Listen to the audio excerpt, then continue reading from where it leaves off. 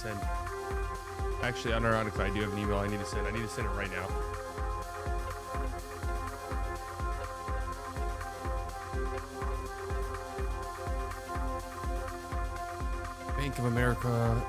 bankofamerica@gmail.com. Hey, I had a wire transfer for $500 million. Why did it not go through?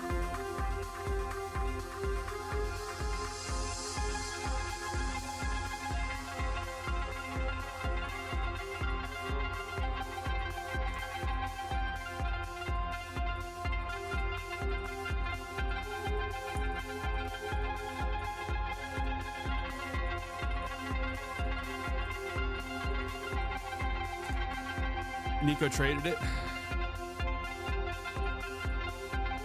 $500 million. Nico's not touching that much money. Oh, man. Feel that play. Absolutely. So, a few housekeeping things, but also some exciting things. I actually am not trolling this time when I say I do have an announcement. If you guys were at the Playback stream last night, you know exactly the announcement I'm talking about.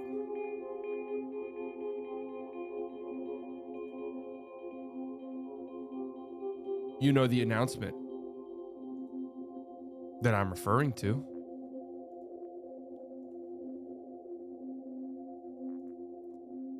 Let me finish sending this email and we'll get into it.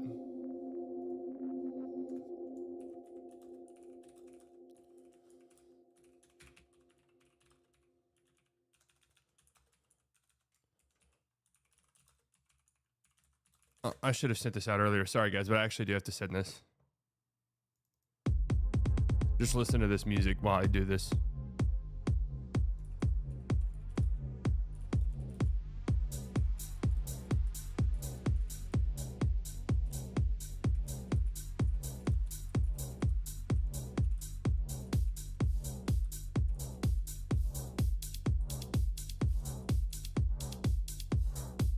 Paul with the $2 lies. He's trolling us all. Magnus with the 20. Magic should trade Franz for KD. That would be an awful trade for the Magic.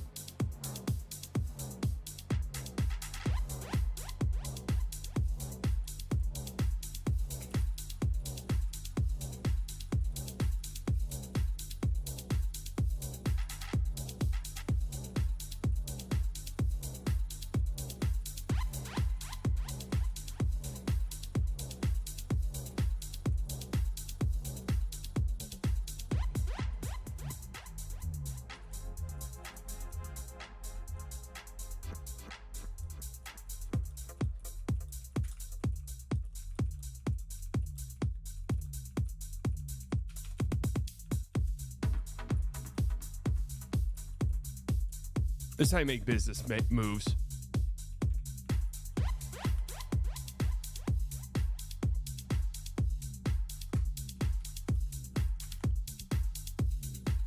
Email the Declaration of Independence. Yeah, this is how slightly biased business emails operate. Blah blah blah blah blah. It's fucking taking forever, but they're finally doing something. Second sentence. And that's art of the deal right there. Establish your dominance. Emails, I'm going to say whatever I want.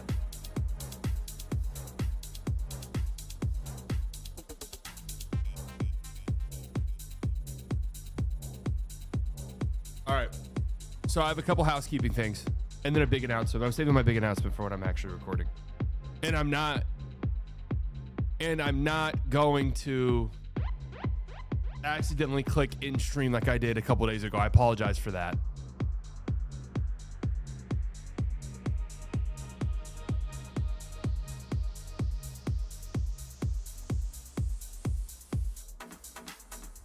I apologize for that. That was a low moment. So, Side By's Clips channel, if you're not subscribed to this, I highly recommend you do. It's doing fantastically. It's doing quite well recently, actually. Accidentally, no, it really wasn't an accident. I didn't have much more else. We were about to end the stream, but So I'm going to post videos like these. I gotta like my own. Yes, I don't have ad block. Yes. Gonna post. Some of you guys have asked about this. Gonna post clips from my playback streams onto here. This took a very long time last night, so I might try to expedite the process, figure out a way to make it happen quicker. But yeah, just highlights from the streams and stuff like that. I'll be posting those over here. I'm going to try and figure out a way, if it's possible, for me to move my face on these. Maybe I'll reach out to the playback people to ask because, you can't see the scores. I know that's a problem. I get that's a problem. So I'm trying to figure that out. Also, the audio is a little bit weird. And I think, unfortunately, it's just a playback problem. Now, it's not like so bad that it ruins it, in my opinion, at least. But it is kind of noticeable. And there's some clips that make it bad, like in a way that would be fun. I think Grizzlies Rockets could be fun too, but you see what I mean? That was disrespectful. You have to look them up. I'm not in. You see what I mean about the audio? So I'll try and figure something out there. I'm not sure what, but try and figure something out. But anyways, if you guys are interested in that will be happening over on that channel. Okay.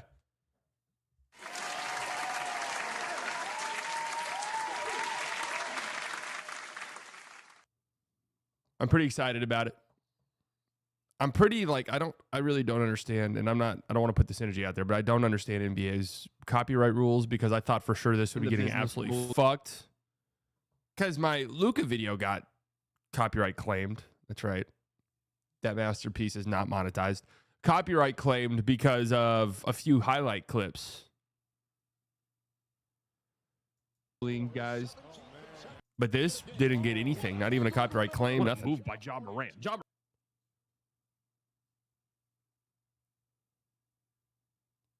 Local recording for audio. I love you guys, but I'm not going through that effort for these videos.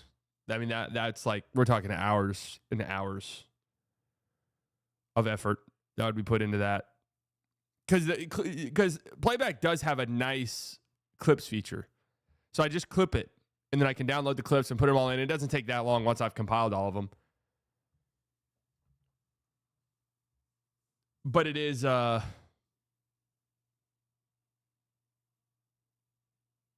audio can sometimes be wonky on those. I always have loved having your streams playing in my headphones and working, so I'm glad I can finally do that again. Well, was the audio recorded a secret room?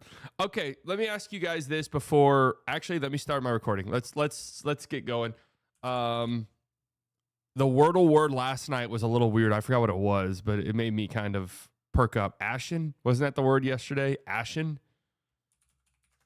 It made me perk up a little bit because I was like, oh man.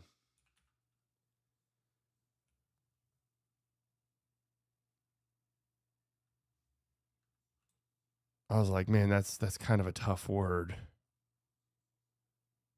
Rage, no E's. R-A Racks, nope. Railed, nope.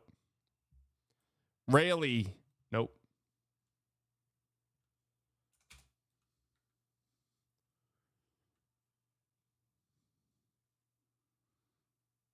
It's so funny how, like, manner. That feels right. Oh, shit. Okay, that was a good guess. That was a great guess.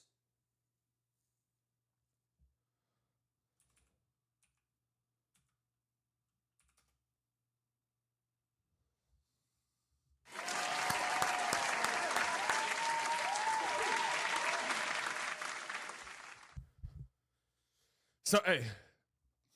God-given talent. Don't know what else to say other than that. I wish I could tell you guys. I wish I could give you guys tips and tricks, but the reality is it's just God-given. If you've got it, great. If you don't, you don't.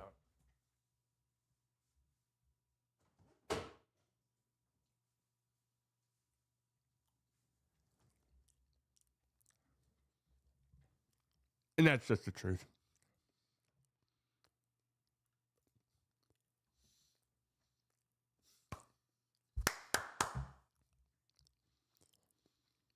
Oh, God.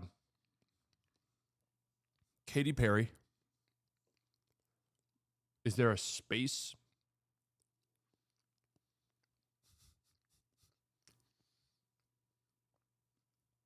Things that have been in space?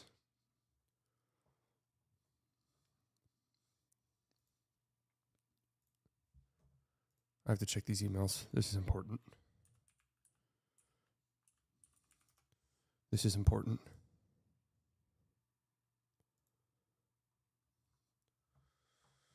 Okay, tangy, range, corset, stockings, garter. Oh, God. This one feels kind of Simba, lion,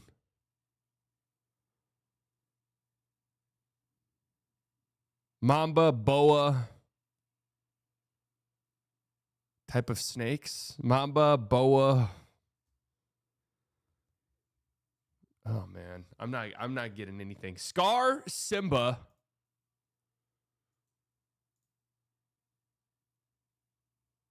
Am I missing a character from Lion King?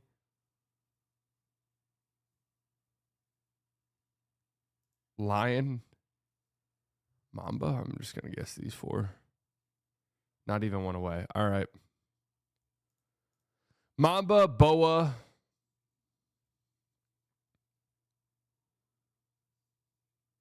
Dude, I'm not getting a single thing here. Nothing's clicking in the brain. What could be related to engine? Car engine failure. No. I'm starting to think there might be some dumb fuckery with the letters, which is always the worst. Mamba, boa, almost certainly are connected, correct? Score. Oh. Where's meringue? Like, what is that? Tingy, meringue? Like, what is that? Stockings, corset, and garter, I think, are probably all connected.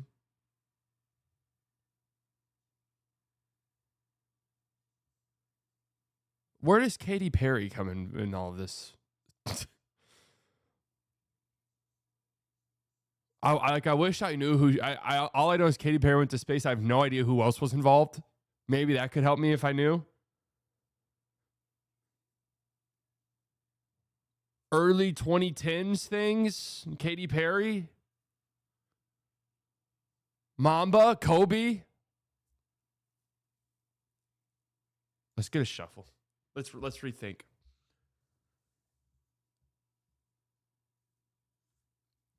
Scrape. A scrape, a scar, a scratch. Scrape, scar, scratch.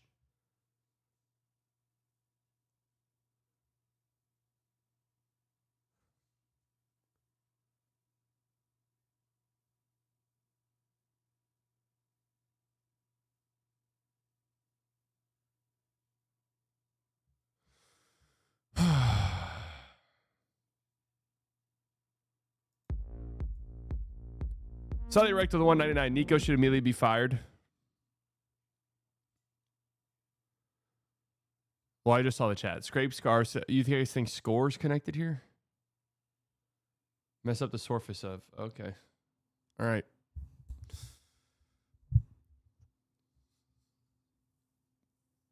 Okay. Mamba, boa.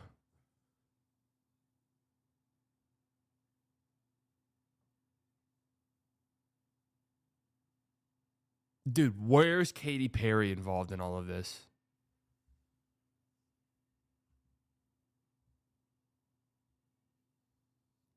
How is Katy Perry involved?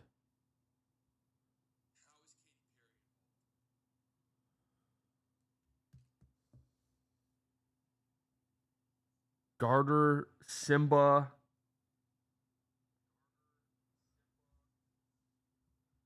Does my audio sound weird, guys?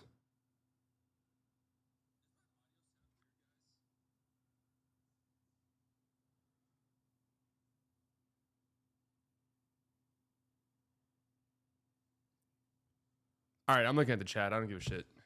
All right. This one, Katy Perry made the Roar song. Okay. Katy Perry, lion, things that roar. Okay. What else? A crowd can roar. An engine can roar. Hold on a second. You might be onto something. Oh, my God.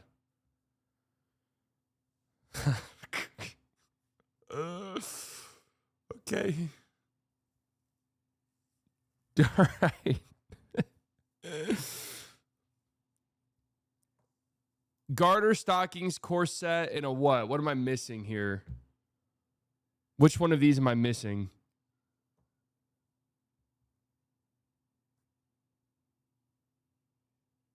A boa? Okay. Burlesque wear. I'm not sure what's a boa. Bank of America. Yeah, frequently visited. Yeah, I know, Google.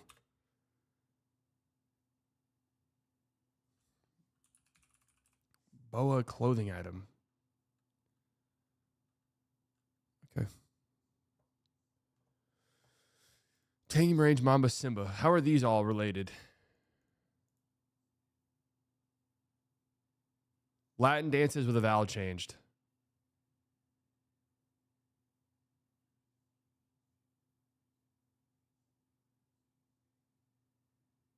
That's the type of shit right there. And now that I've said boa, I know what it is now that I've seen it. I'd be like, okay, yeah, that's right. That one is. So that's what I'm saying. Like, that's the shit that fucks up the whole game. Because then you're just thinking about that constantly. Well, they changed one letter. They changed a couple vowels. You know what I mean? Like, that's the vowel change one is insane. That one's crazy. Like, that's insanity. The roar one was good. Because once you said Katy Perry roars, it was like, oh, yeah. London Hoops with the 199. Bro, I've not watched a game in 2 months. Sorry to hear about that, bruv.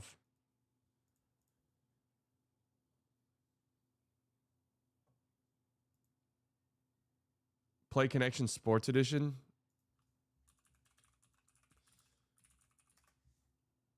McKinney Sports Connection. Oh, God. I feel like I'm just going to embarrass myself here. Foosball, air hockey, ping pong, table games. What's another one? Discus? No. Is hammer a game? I'm going to try this because you could tell me hammer is like some type of game and I'd believe you. All right. I mean, it's one away. We're missing one. Pool? Oh, shit. I didn't even see pool. Shot put, javelin, discus, hammer. That's a type of throw. Yeah. Oh, no, because I was a thrower in track in 7th grade. Okay, Cavaliers, Wolves, Bengals, Bearcats. Mac, ball, shirt.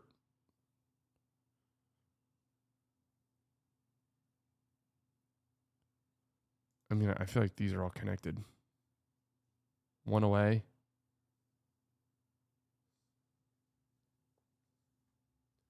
Oh, Ohio sports teams. Cavaliers, Bengals, Bearcats. Yeah. Mac, Wolves, shirt, big. I don't know what this one would be. Words. Wait, what? Words that can be preceded by T. T-ball, T-Mac, T-shirt, T-Wolves. Okay, that's pretty good. That one's too easy, I think, honestly. That one's a little too easy.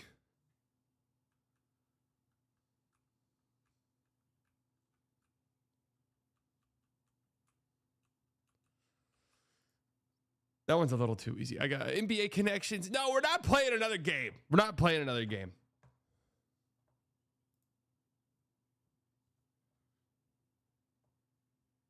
T-Worst versus L Lakers.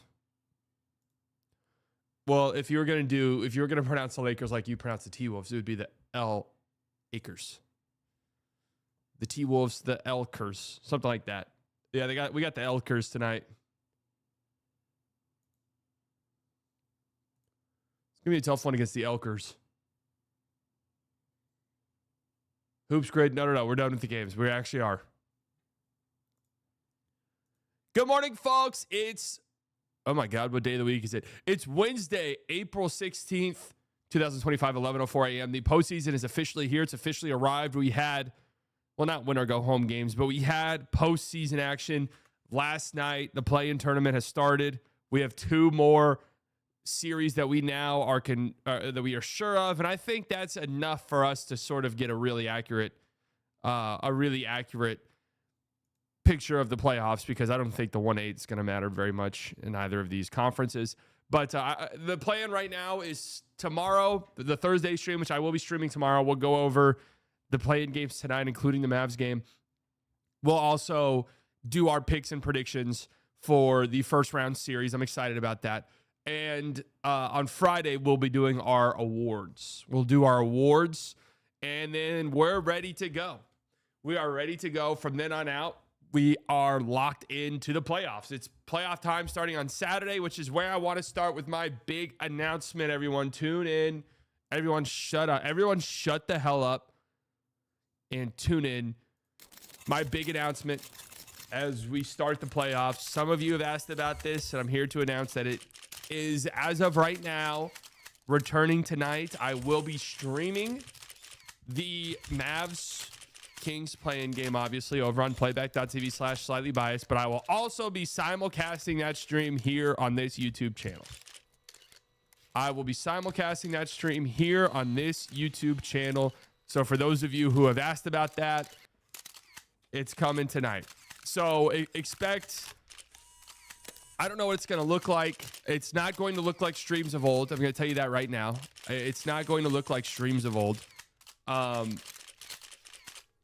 But it is going to be a way to put it on, your TV, a way to pause. I think there'll probably be some stuff to work out. I want to figure out how to get the slightly biased charm into those streams, right? And there is some. Club Slightly Biased, that's the thing. As Club Slightly's gone, but I might figure out a way to bring it back. And I think the audio might be a little wonky. So we'll see. We'll see, right? Now, with that being said, so it will be live on YouTube. The moment that the live stream is over, I will make the VODs member only. Okay? Now, I know, guys. The VODs will be member only. That's just how it's going to be. And I'm sorry. Pay to win. That's right. That's right. We finally got to guess World War II countries on YouTube. Yes. Lopos does it here too. It sounds good. Yeah, that was part of it. But yeah, I mean, I've been long looking for an actual incentive to become a member on this channel, because right now there isn't one. Right? And there's Lil Deso, 3 months to the Side Delusional Club. How dare you ask me for money? Here you go, though. I think I have it set to the cheapest option YouTube allows. I could be wrong, though. But it's just, it's basically, it was either that or nothing. So I'm excited about that. Now, if you want to participate in the chat, like really participate in the chat, I would recommend hanging out on Playback. Like, you could watch it on YouTube so you can pause, but hang out in Playback for the stream, for the chat. Because I don't know how I'm going to navigate having both up at the same time. I will obviously super chats and stuff, memberships and stuff on YouTube. I'll go through those 100%. So you're quitting when it gets hard?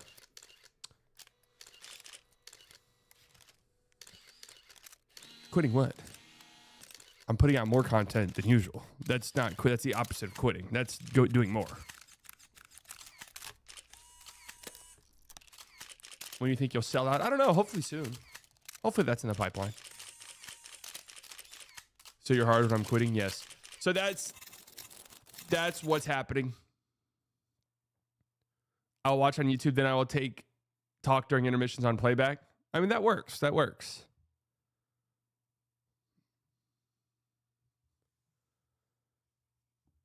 That works.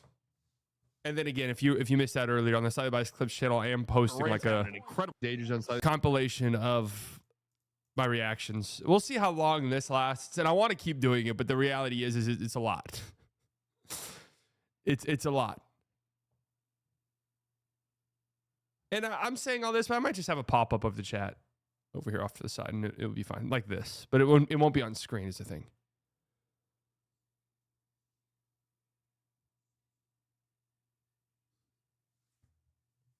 So here we go.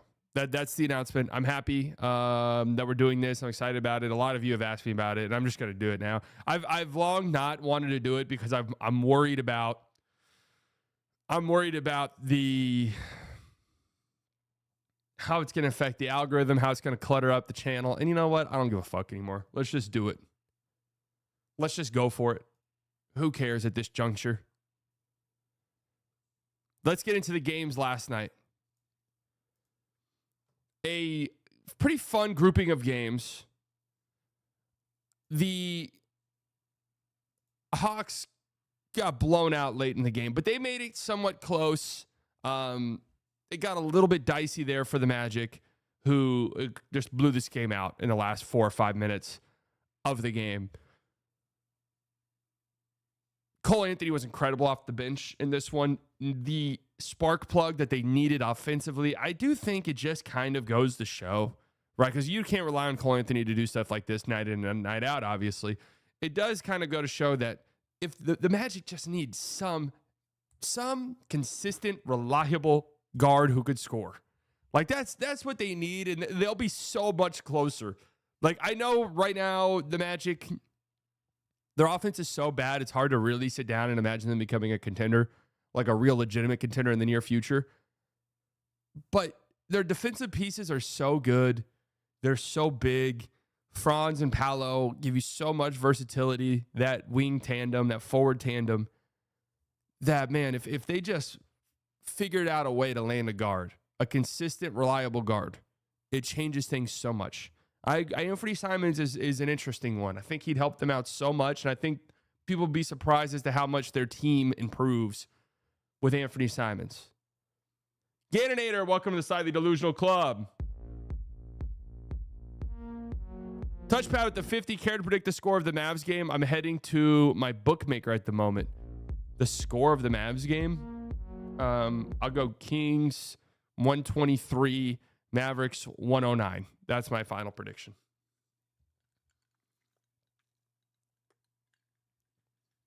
Yeah, the KCP injection of life from the three-point line hasn't really worked out, but you seen a game like last night, they made Trey's life a living hell. It's just, they're so big. They have so much size.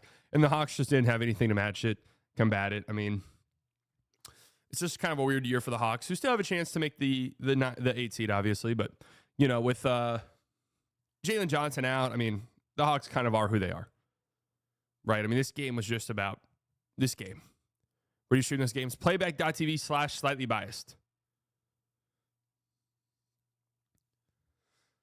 So that's really all there is to say about this one right here. I mean, Dominique Barlow's getting 12 minutes in a game. Like, that's where we're at with the Hawks at this point in time, with their injuries, with their absences. Jordan Poole, low risk, high reward. I wouldn't say Jordan Poole's low risk because his contract is expensive. But in terms of what you'd have to give up, yeah, he's pretty low risk. But again, he's making a lot of money, and in today's NBA, that matters a lot. And then we have the game of the night. Warriors-Grizzlies. This was a very fun and exciting game. Jimmy and Steph both popped off. I mean, Jimmy, 38 points, the most points he scored as a member of the Golden State Warriors. Went to the free throw line, shot 18 free throws.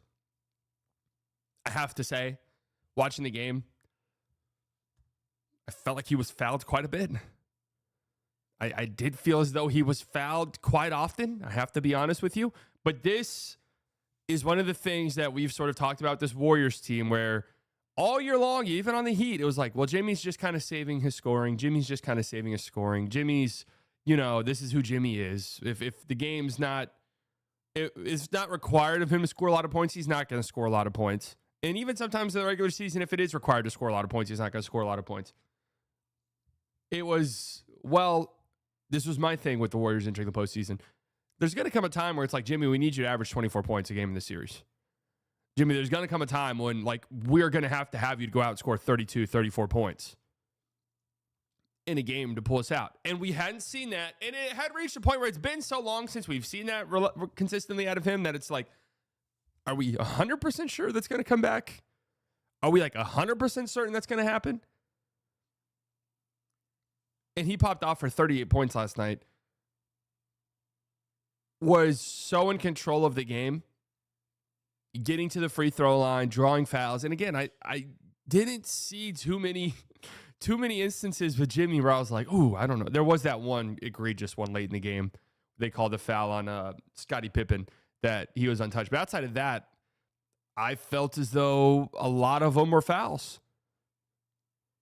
And you just see a play right here over the side. I mean, the two-man game with Steph and Jimmy, it's very difficult for defenses to hone in on because both guys are great cutters. Both guys can pass. Both guys are threats the moment they touch the ball. It is a pretty disgusting duo. And if Jimmy's going to ramp up the scoring like this, they're a scary-ass team.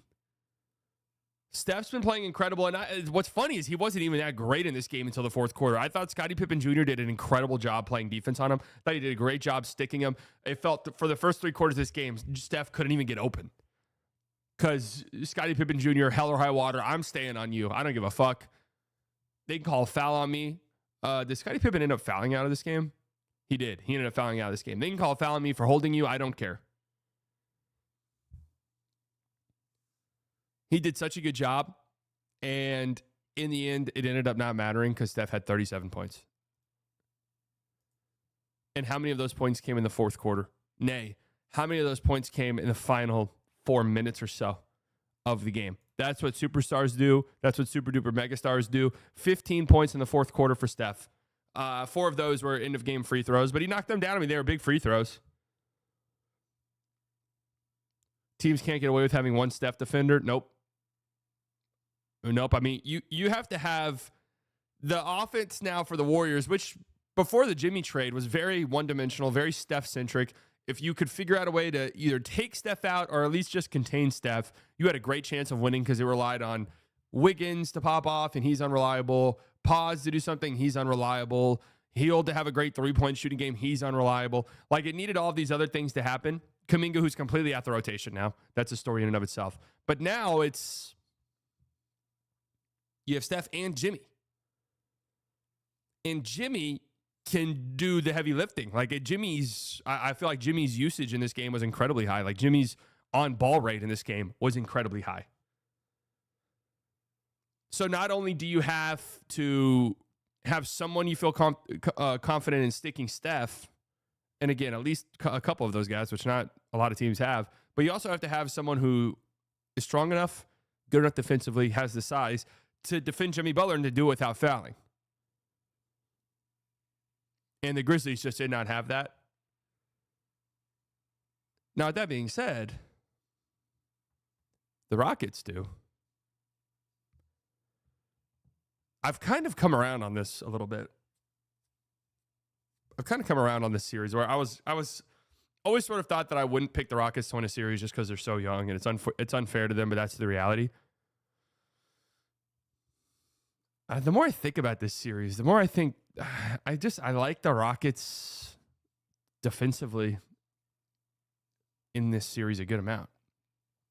We'll talk about it more tomorrow, but I'm very pumped about that series. I was rooting for the Warriors to win, full disclosure.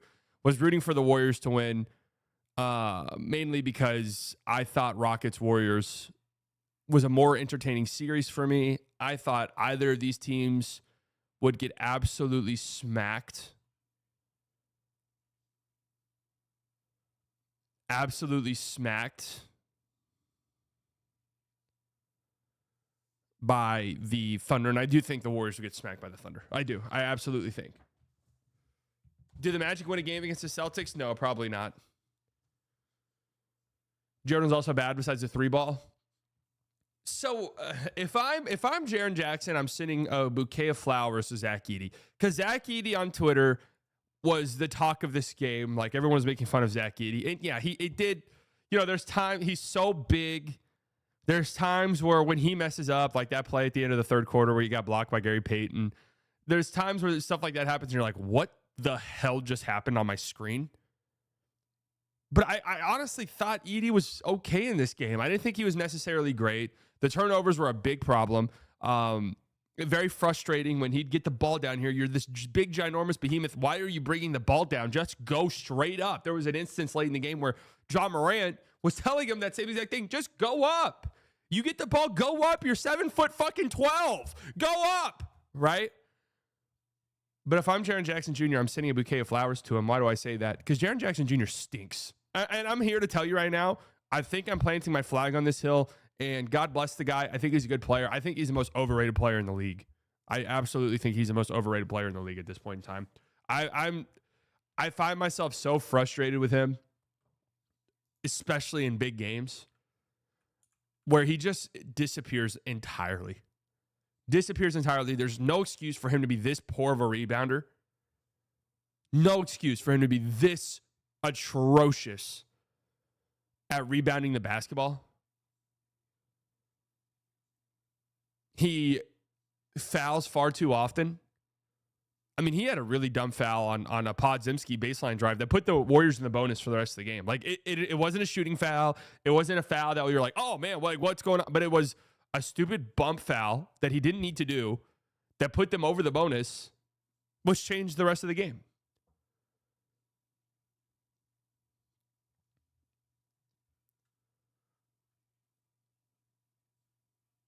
Four of nine from three, but then what, 2 of 6 on twos? Armando with the $5. If we had a healthy Kyrie, what would you predict for us? What about Luka in place of AD with her Kyrie? I don't know. That's an impossible question to answer. I don't know. I still feel like Luka with a hurt Kyrie, I would greatly limit the ceiling of the Mavs.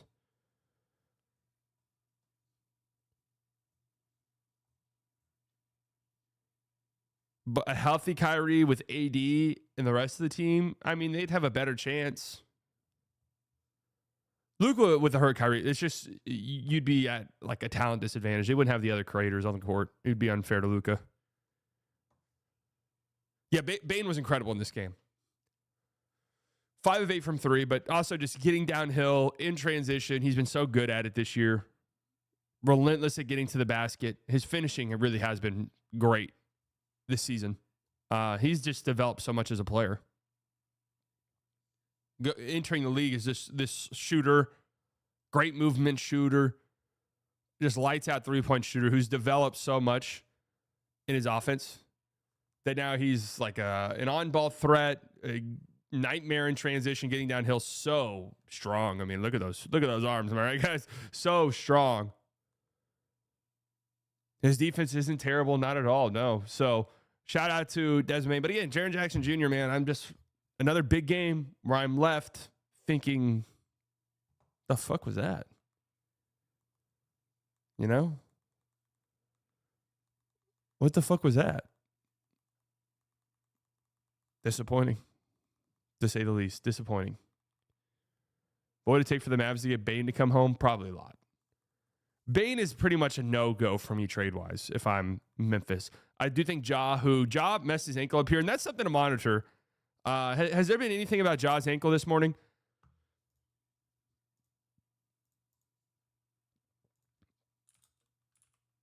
The Ja ankle is something to monitor. They do have to play a game tomorrow.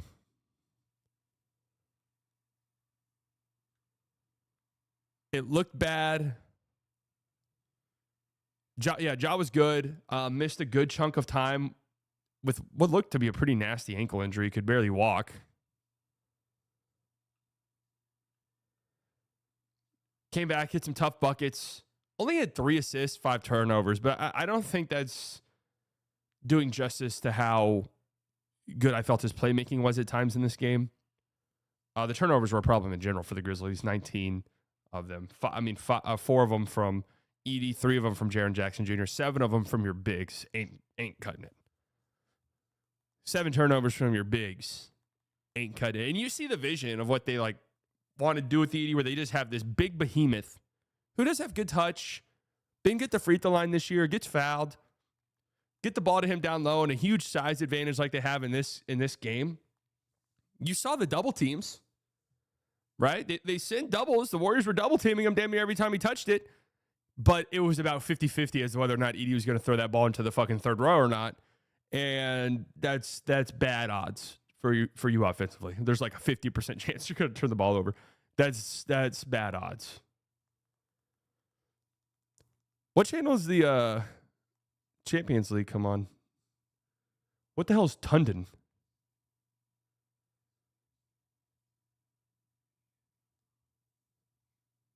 CBS 1:30? Oh, I thought it was starting soon.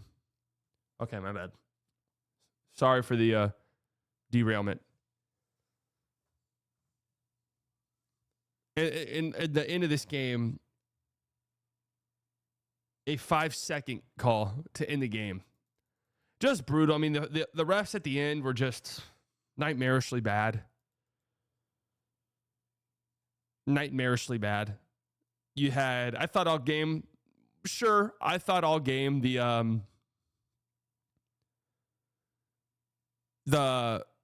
what game is this that just popped up on my screen?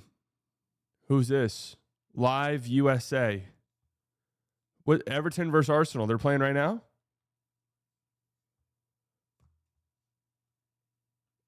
The game just started. Why the fuck did this just pop up on my screen? I didn't even press anything. Okay, sorry. Anyways. I think the Grizzlies had some gripes, some very reasonable gripes about the officiating through the first 3 quarters of this game. So many foul calls. It's important to always remember this. There are studies that show foul calls and free throws go up in the playoffs.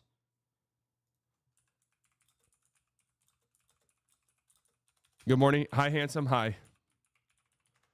Free throws go up in the playoffs. Now, I think there's maybe a few things that go into that, which is probably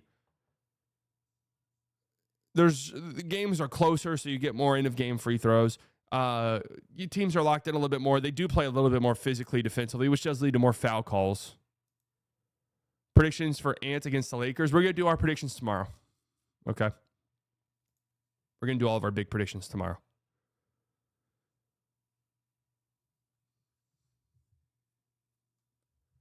So we'll see. I don't think the Grizzlies are locked to beat whoever they play on Friday night. The winner of this pathetic Hospital Mavs versus Baffling Kings game. I don't think it's a lock that the Grizzlies win.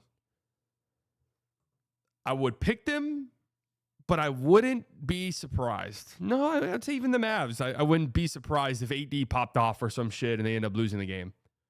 Because Ja Morant's ankle's kind of bugging him. Zach Edey has 14 turnovers. Jaren Jackson Jr. has 1 rebound. Like, that wouldn't shock me all that much.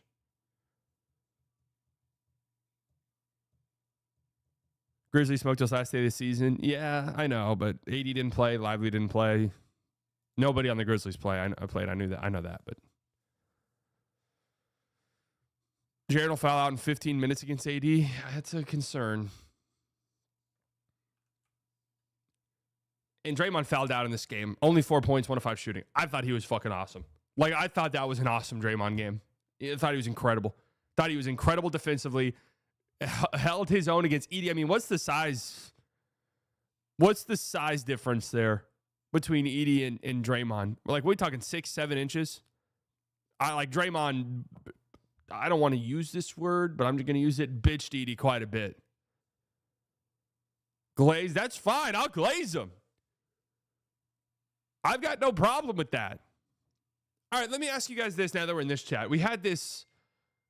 The Warriors are going on to play the Rockets. It's going to be a really fun and entertaining series. I'm very pumped about it. Let me ask you guys this.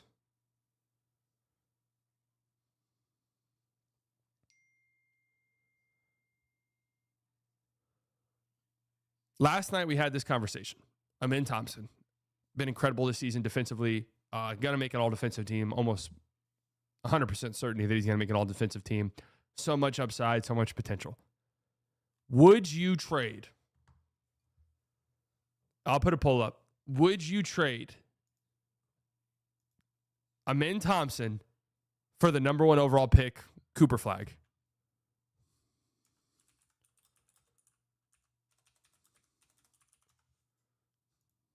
Would you do it? Yes, yes, yes.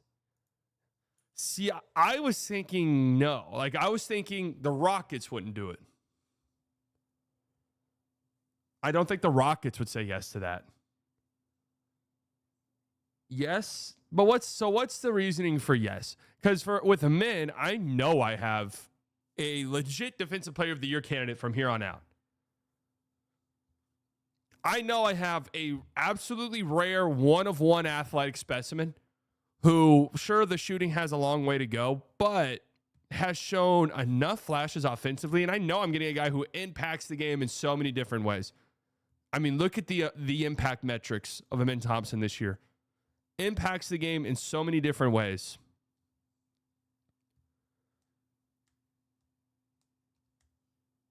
Flag, you get 2 extra years of cheap contract at least. So that's one of the ways to look at it.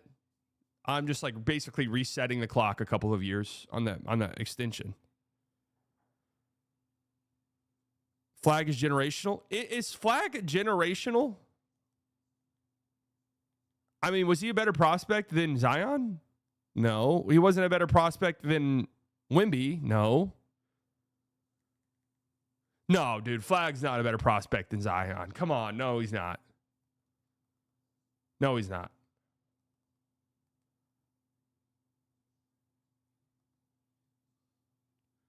People are saying generational for everyone now. I know that's you can't have a generation. You can't have 4 generational guys in every draft, right?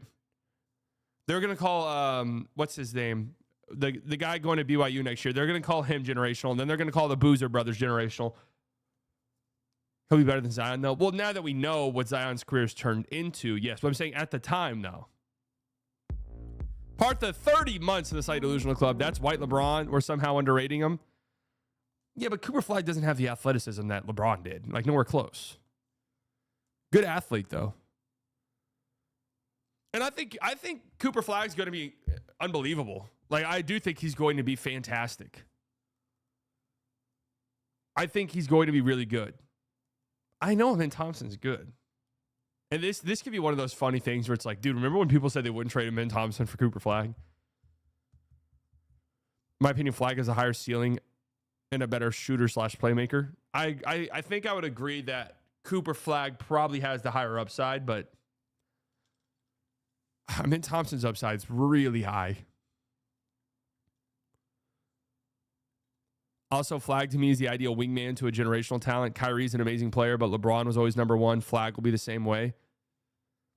And I don't think Amen Thompson will ever be your number 1 either. So that's why I think this is an interesting comparison. Because there was also a Paolo comparison, and I don't think the Magic would do that. I think there's definitely a clearer pathway for Paolo to turn into like a real legitimate number 1 guy who carries your team versus Cooper Flag, who's probably won't ever turn into that.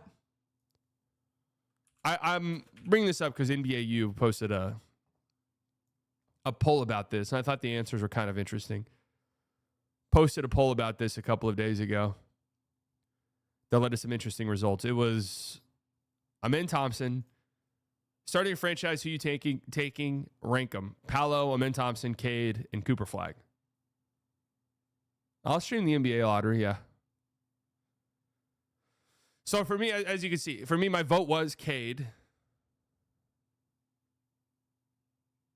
Because making an All-NBA team this year, I think Cade is the safest bet here. The guard, a legit ball handler who can wreck games offensively, good enough defensively at his size. That is a very hot commodity in the league. I would take that. Cade, greater than Cooper, greater than Amin, equal to Paolo. So you'd have Paolo last. So the way the poll shook out was Cade number 1, Flag number 2, Paolo number 3, Amin Thompson a distant 4th.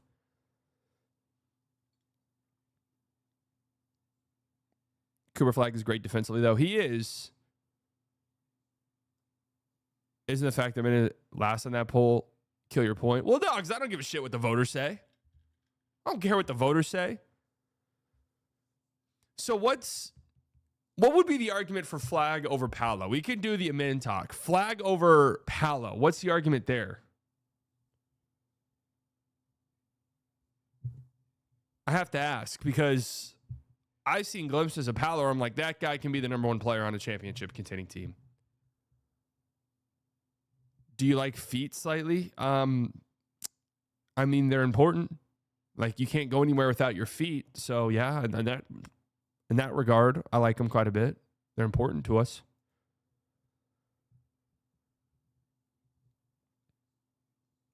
I'll take Paolo, too. The size, the skill at that size. And I know there's inefficiencies in the game and all that, but he's still so young. Wheelchair ratio. I guess that's true. I guess you don't necessarily need feet to go anywhere, but they are important, and I like having them.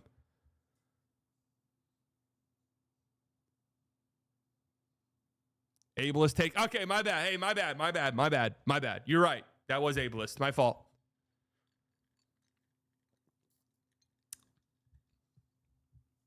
Flag projects to be an incredible defender. But isn't his sort of self-creation is a question mark. Remember when it was an unpopular pick for Paolo over Smith Jr.? It wasn't an unpopular pick.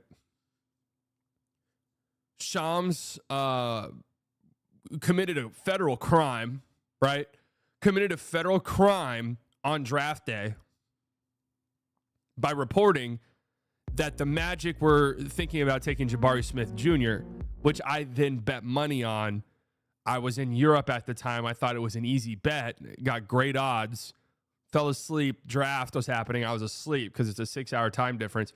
Woke up and saw Paolo win number 1 overall. And I did file a federal complaint about Shams Charania. And we'll see what comes of it. These things take a long time. That was, 3 years ago? It could be within the next 3 to 4 years that Shams is behind bars for that. That's just something to monitor. Cab, welcome to the Slightly Delusional Club.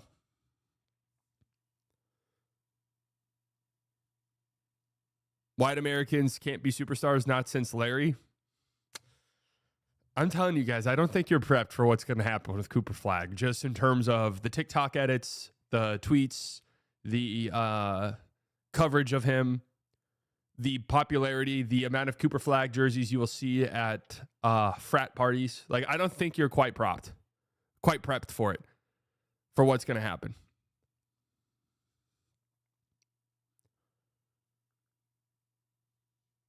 If he pops off, more hype than Wemby? No. Not going to be more hype than Wemby, but he's going to be a super duper mega star if he's good, if he's like real good. Male Caitlin Clark MAGA mascot.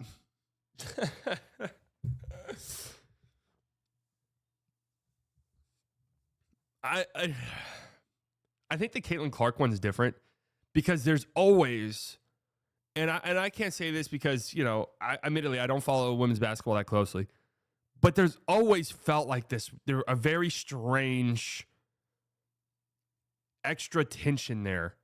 There's always some sort of racial tension, especially in college sports, but racial tension in sports, especially a sport like basketball that's so predominantly black. Always some racial tension from like middle America. It feels like it's 10 times stronger in women's basketball. And that's just from like an outsider's perspective. Those of you who watch women's basketball a lot, tell me if I'm wrong. I don't know if it's because women's college basketball is so strong, and for some reason college sports brings this out.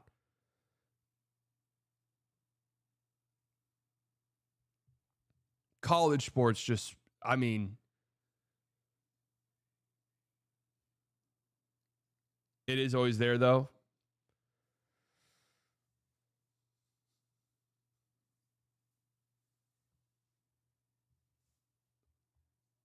It is.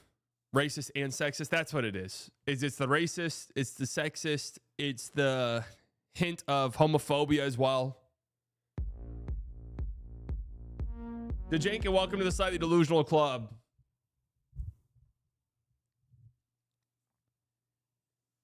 They hype up Caitlyn up like she's the next Jesus. I love her, but the glaze is wild. I mean, she's pretty insane, though.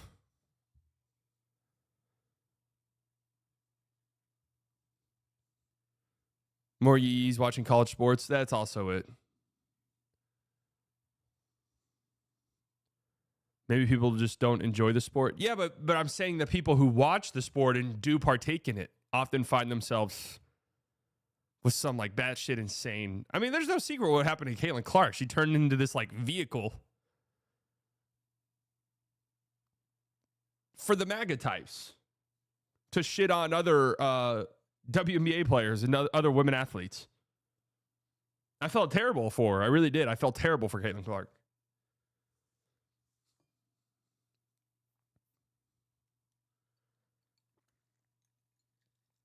Remember the Perk Jokic take? Yeah, I do.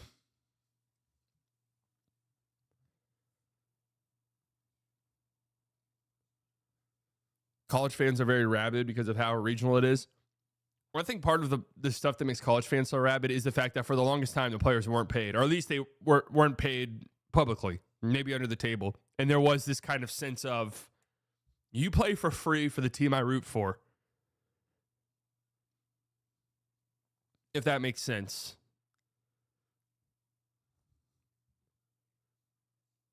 She just got to say fuck off, MAGA, like every band that gets co-opted. I mean, hasn't she in like the nicest way possible? She's not going to say that, but I feel like she's pretty much around about it like, yo, leave me the fuck out of this stuff. Folks bash Angel Reese to this day for that playoff game against Iowa for being cocky, but no one criticizes Caitlin for her tactics in that game as well. Just unfair, in my opinion. Oh, people are very unfair to Angel Reese. Very, very unfair. I mean, that goes without being said. Angel Reese sucks. Watch her low lights. I'm not even talking about that. That's fine. Angel Reese misses layups. Okay, I'm not even talking about that. I'm just talking about the way people talk about her. The way people talk about Angel Reese, I feel is just... She deserves it, though. Dude, the way that some people talk about her is insane.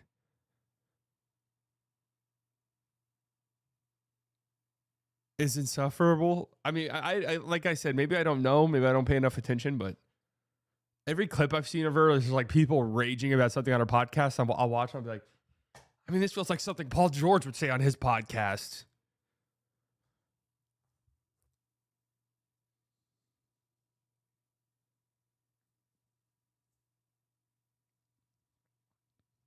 She's pretty full of herself and dismissive of others.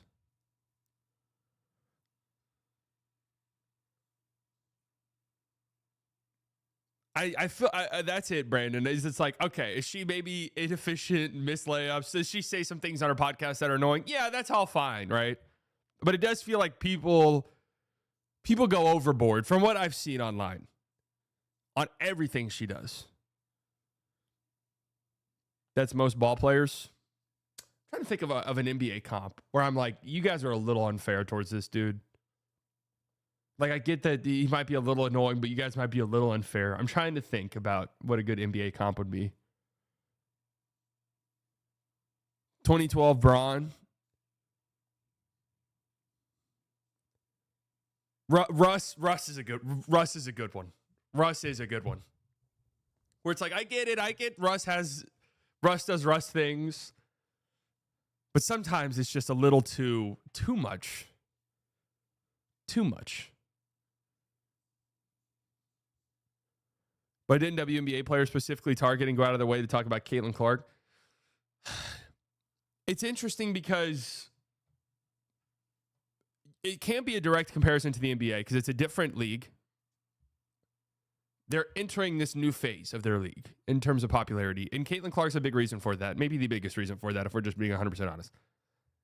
If you go back and look at how LeBron's teammates talked about him when he was drafted, there's similarities there. It's always when this new face of the league comes in and they're like, hey, this new rookie's the face of the league. Like, he's going to change the league. He's going to completely and totally change the game. Like, it's the new NBA starts now because of this guy. Everyone in the league is like, what the fuck? Who's this guy?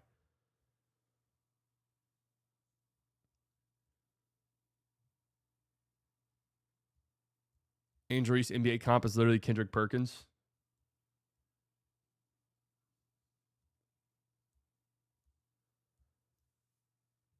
African Americans hate white greatness in their sport. Most racist group of people on the planet. Oh, brother.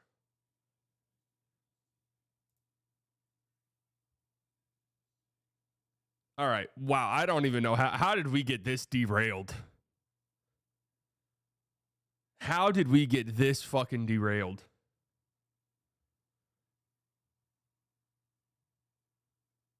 Honestly, how did we get this derailed? Like, we're talking about, how did we go from the play into this?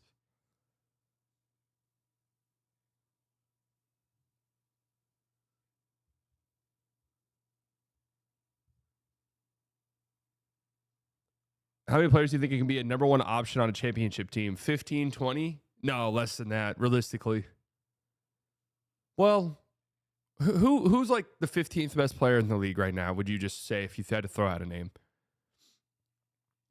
Brunson in that mix? Halliburton, Cade, like around that top 15 range? You still feeling streaming burnout? No. I'm feeling great. I'm feeling really good. I'm having a really fun time. You've lost control of your own chat. I know. We shouldn't have even gone there. Ant is kind of around. No, I told you guys. I felt rejuvenated the moment I came on here. I was like, guys, I'm just not feeling it. The moment I said that, it was just like a release.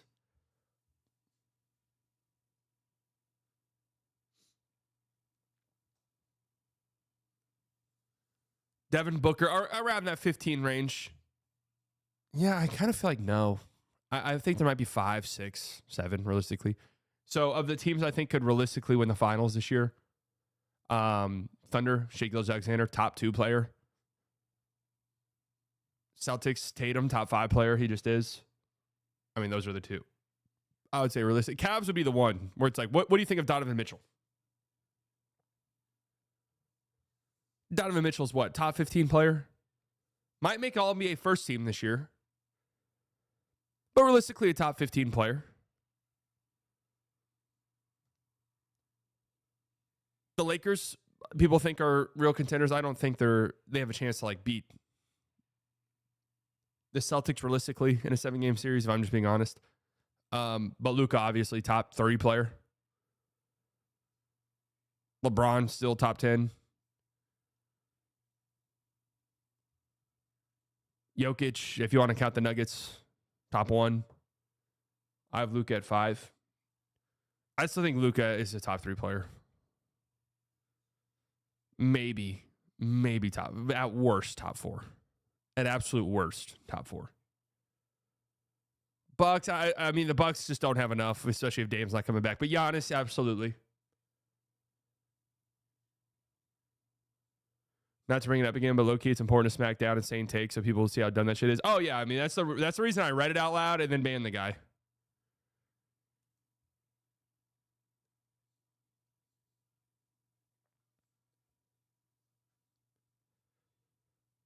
Lakers will be a juggernaut in the first round because you get more rest, which helps LeBron. Which team has the most championship vibe so far? Celtics to me. Yvonne, to $5. Do you think Kyrie's injury gives Nico an excuse to say, we'll never know if my vision would have worked? Absolutely. So that actually leads me to my next thing. I was planning on doing my predictions today, but I held off on it because the transcript of the behind closed doors meeting has come out. We have a full transcript.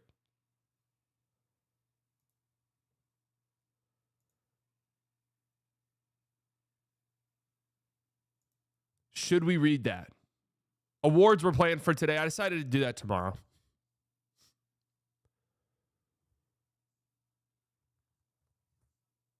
Should we look into that or no? Yes. It's up to you guys.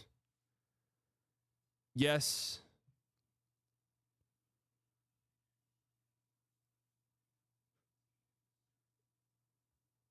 Okay. All right. The transcript is turbo cringe. All right. We're locking in.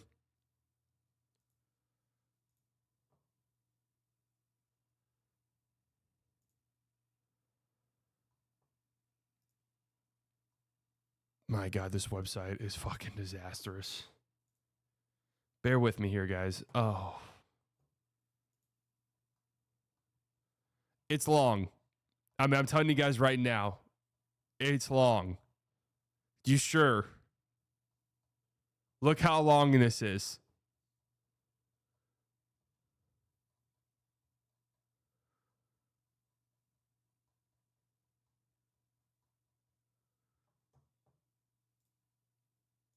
All right, you guys want to read the transcript? We'll read the transcript.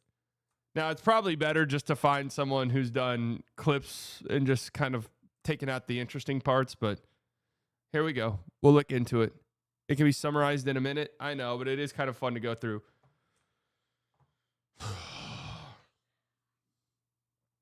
Oh, another school shooting. Dallas Mavericks GM Nico Harrison spoke for the second time since the Luka trade. Okay. He did so behind closed doors with a small collection of reporters. Okay.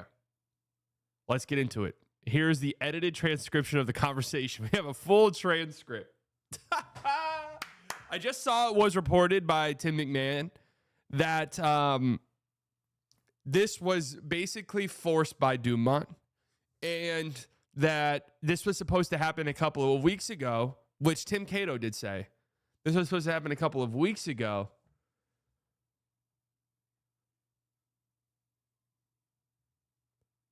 And now here we are.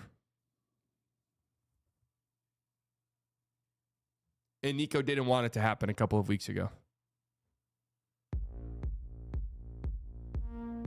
Pussy Liquor with the 199. Way to get us in the right mindset. I think Luka comes back one day. Yeah, I don't. All right, so we start the meeting with Rick Welts rambling.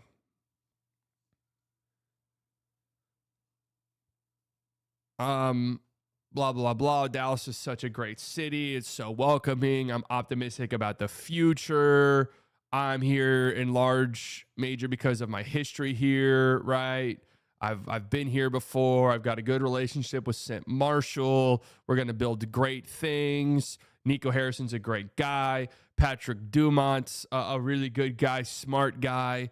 This is a dream come true for his family to own an NBA team. He always wanted to own an NBA team. Being rich must just be insane. Just like imagine, just like one day I want to own an NBA team. Drew with the 199. We need you to do voices for each character. Okay. All right, let me lock in. Our business is really solid. Sponsors love us. This one is important right here. Season ticket renewals are well underway. I can tell you that between 75 and 80% of our season ticket members have already renewed their season tickets for next season, and that's just 6 months to go before next year. Okay, so I want to say this. I think a very, very, very big majority, I don't know about a big majority, but a large portion of season tickets are owned by like companies and businesses that give those tickets to clients. They're always going to re-up those. Another one, completely forgot about the stream. Thank you. Another one is, families and stuff like that. Now, I will say, I know this for sure because I talked to someone about it. There is still a wait list for season tickets. Reader, 12 months to site Illusional Club. Good morning, King. 1 year anniversary. Love you, Pookie. I love you too.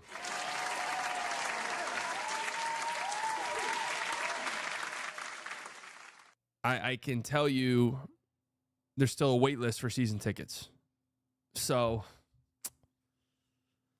what happened to the other 20%? They probably give you till a certain date to renew. And then they say, all right, we're giving your tickets to someone else. That doesn't mean there's a segment of the fan base that doesn't feel alienated. A big yap sesh going on. One thing that's been amazing to me, I think in my 47 years, I've never seen a more passionate fan base. Well, you know why it feels that way, right? I just want you to understand why it feels that way. One thing I think has gotten a little bit lost in your coverage of our team this year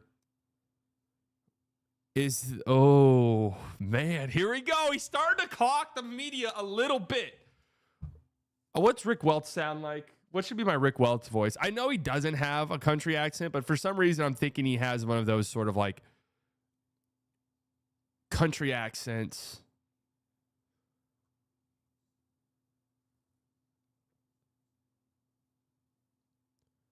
One thing I think has gotten a little bit lost in your coverage of our team this year is the commitment to the Mavs have made to build a new arena and entertainment district in Dallas. We're on record that we want to be in Dallas. Our commitment is to find a location, a solution that's going to work in the city of Dallas before we would explore anywhere else in the Metroplex. These are big, complicated projects.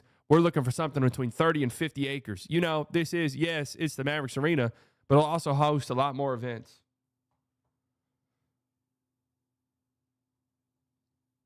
The entertainment district that will be built around it will really redefine what it's like to attend an event, whether it's a Mavs game or a concert or anything else going on in the arena. All right, this is just the same shit you hear for every stadium that's ever been built in the last 15 years or so. The stadium, the entertainment district around it is going to change the way that you, Texas House debates school vouchers. I need you guys to understand how fucking disastrous this would be. And this is a derailment, and I don't want to get too deep into it, but I need you guys to understand, as somebody who knows education people very closely, how much of a fucking fiasco this would be. Anyways,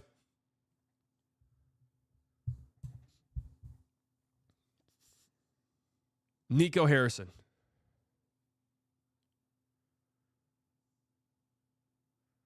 Thanks, Rick. And thanks everyone for coming here. I really appreciate it. I'm excited to be alongside Rick. I think, as the faces of leadership of Dallas, it's important that Rick and I are side by side. And obviously, he's a Hall of Famer for all the great things that he's done. And I know he'll do that in Dallas. And I think when you're really looking to build a championship team, it can't just be basketball good and business.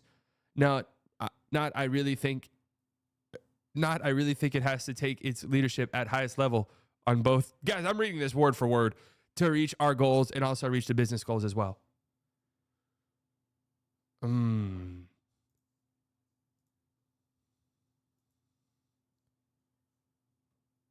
so I'm excited working with you, Rick. I will eventually take, a lot of you guys trade questions, and hopefully I can answer them to the best of my ability. But really for me, it's about how can I come here and give you guys a blueprint of how we are going to move forward the team post-trade that was intended to be on the floor.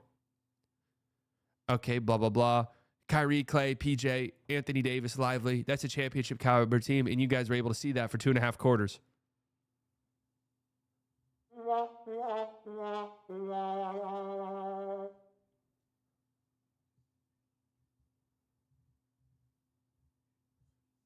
And unfortunately, it's a small sample size. 2.5 quarters, bro. I mean, come on. But that's clearly a dominant defensive team. And as you look for us going forward, like our philosophy is going to change. We're a team that's built on defense. We're built on versatility and depth. All right, let's get to the questions. The Yap Sesh is whatever, man. The Yap Sesh is whatever. Yap, yap, yap. Thank you, and opening questions. Here we go. Tim McMahon. Right off the rip, I saw the quotes. Tim McMahon comes swinging. And you guys know I've defended Tim McMahon on here. I've never thought that the treatment of him has been fair, truth be told. Does he say things that you might not like? Yes. He works for ESPN. He sensationalizes shit a lot of the time. But this idea that he's turned into this Mavericks mouthpiece, works for the organization, this and that, is a fucking absurd. Absolutely absurd.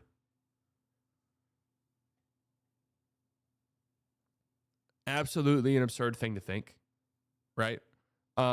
Just because sometimes he says things that you might not like doesn't mean that he's working for the organization, doesn't mean this, that, or the third. McMahon's always had issues with the Mavs. He got banned from the stadium.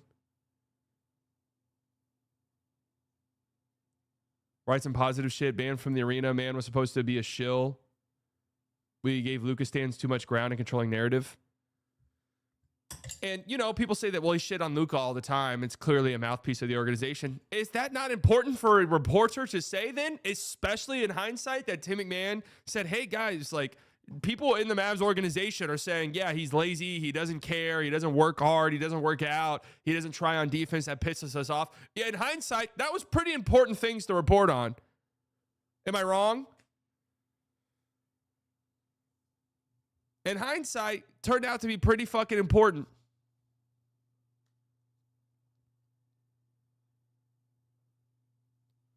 Tim McMahon, you've got an outraged fan. I can't do a McMahon voice. I struggle to do like the kind of Southern accent. Look, you've got an outraged fan base. It's been outraged since the day you made the trade. I cannot do a Tim McMahon voice. The overwhelming majority opinion of your fan base is that they want you fired. How do you respond to that? And why do you believe that Patrick Dumont should not take them up on that advice? Howdy, partners. Well, the beauty of Dallas is it's a passionate fan base. For us to reach our goals, we need that fan base. And to be honest with you, every trade I've made since I've been here has not been regarded as a good trade. And so sometimes it takes time. When I traded for Kyrie, it was met with a lot of skepticism. And graded as a terrible trade. Is that true?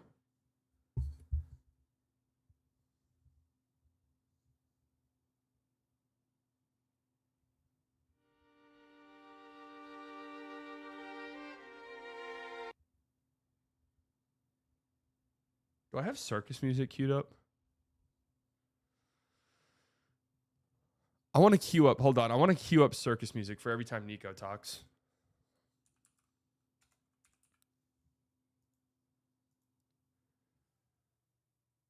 Oh, it was. Okay, that's right. It was traded out. No, Mavs fans are pissed off about it because I remember now.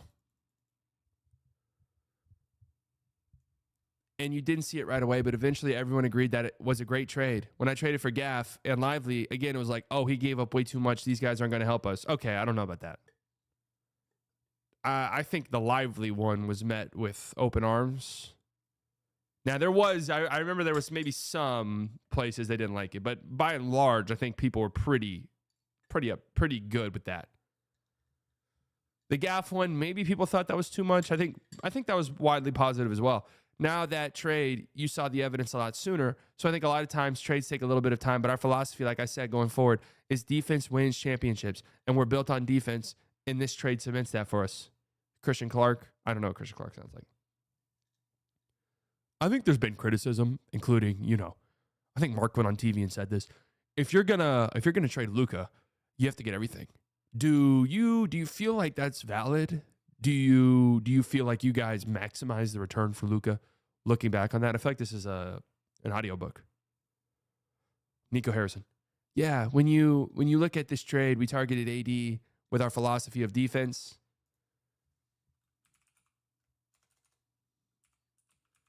Wins championships.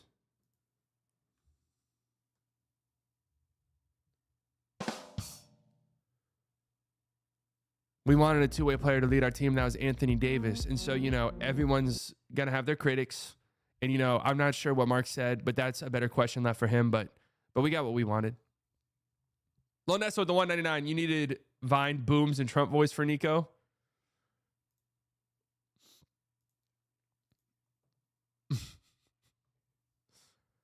Hold on. I'm queuing up the fucking circus.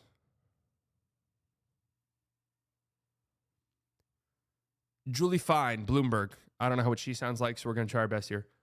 On that vein of the trade itself, no, I'm not doing that.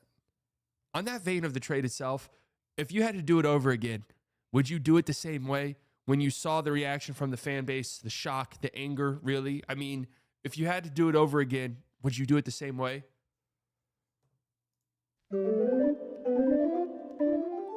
Yeah, there's no regrets on the trade. Part of my job is to do the best thing for the Mavericks, not only today, but also in the future. And some of the decisions I'm going to make are going to be unpopular, and that's my job, and I have to stand by it. And one last thing, also add, every trade I've done has been met with high scrutiny. And so eventually, I'll earn the trust of this community that some of these trades are going to work out, and they have had a high level.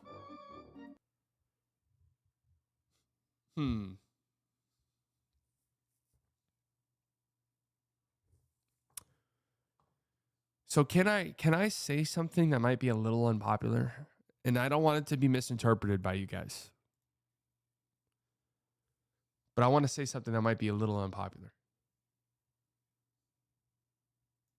I kind of like that answer a little bit. Not that I agree with them. Not that I agree with anything that he's done. But I like the gusto, at least. Now, I can't say I like the standing on business, because if you're going to stand on business, then do it in a public manner, not behind the scenes. Nick had the same take. Well, hey, great minds think alike. Skylar Dixon. I'm assuming that's Skylar Dixon. Along the same lines, do you feel a little bit more of a need to try and win back fans based on the reaction? Or do you put in the same category as any other trade you made where, history will decide it? Okay, I mean, that's pretty much the same exact question. Now, do we read into Luigi Mangione popping up in this? I'm just, do we read into it? Newey Scruggs, NBC5. Nico, you see the signs that say fire you. There's been death threats. Why do you want to continue in this job when there's so much venom out there? Venom, right there, and how it's affected you personally in your family. Personally, I'm optimistic. When you look at the team and, a couple times. Wait, hold on. We've had 3 games in a row. We've had 8 players, and only 7.5 could actually play. Some of them are restricted minutes, but they didn't stop playing. And so I'm super optimistic about that, and I believe in the trade I made. I believe that's going to bring us a championship caliber team going forward. So I'm optimistic and excited about the future. And I do believe that once we win, the fans will come back. My family is solid. I don't really want to talk about them, but my wife and I, we have super grounded kids, and they're not oblivious to everything, but they're well adjusted. Mike Curtis, Dallas Morning News. What do you anticipate this offseason as far as any personnel changes? Whether that's coaching staff, from J Kidd staff, or the medical staff. Yeah, I think if you look at it, well, the biggest thing is going to be the roster. And, we know. I kind of give you guys a blueprint that's going to be our summer is really going to be focused on, we're going to have to make up a little bit of Kyrie's production. So that's going to be kind of the goal going forward. Not one person is going to be able to make up Kyrie's production. And then also, Kyrie is going to come back. So it's going to be a group effort. Some of those guys we already have on the team. And then that will kind of be our blueprint as we look for the draft and then free agency. Holden Willen. I know you said you don't regret the trade, Nico. And I know you spoke about, oh my God, this is so long. Oh, this is a good question. But why is it taking 2.5 months, I guess, to talk to us? And if you could go back, would you do anything differently in terms of how you guys handled the news of that trade and the fallout? Yeah, there's always learning on how you do that. Rick and I have talked about how could we have done it differently if it was in a perfect time, if we actually dictated the time zone, and then in terms of how we responded. But in typical drafts, I did address the media, and I was really hoping that when the championship caliber team that we're going to put on the floor, that a lot of the vitriol would have subsided, but it didn't happen due to a lot of the injuries. So he's blaming injuries.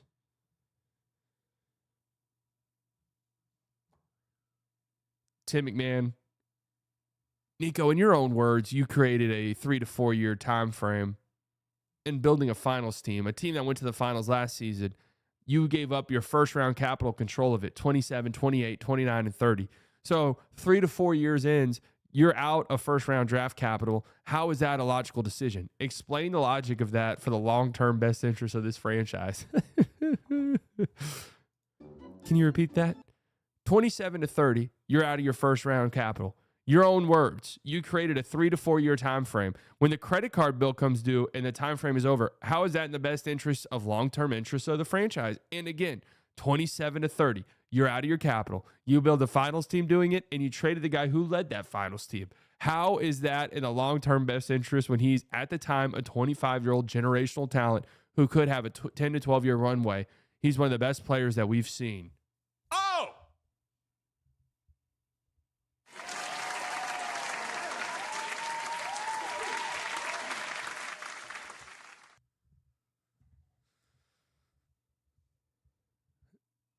Hard-hitting question right there. Tim's on his ass for sure. I keep saying the same thing, but defense wins championships. I believe that we have a championship caliber team, not only for now, but also for the future. Obviously, the future will hold if I'm right or wrong, and ultimately, we're going to be held to the same standards of wins and losses, and every executive in every field is going to be held to that same standard. Your long-term best interest, though, 25, 26, 27. There's your 3 years. Then you're out of your first-round capital. How does that make sense for the franchise? Like I said, we believe in the move we made. You obviously don't, and that's fine, and you're entitled to your opinions, but we're excited about the future of our team. Oh, Tim's was on his ass. It's not what I believe. I'm asking about your logic. Again, I think the future will hold. I think once we win, then that will change your mind. And you didn't believe the team that went to the finals last year with Luka as a centerpiece could continue to contend for a championship. I'll say this again. Defense wins championships. Michael Montaigne, WFA 8.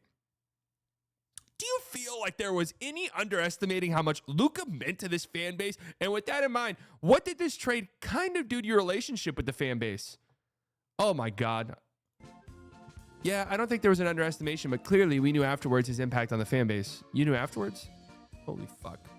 You guys need a liaison.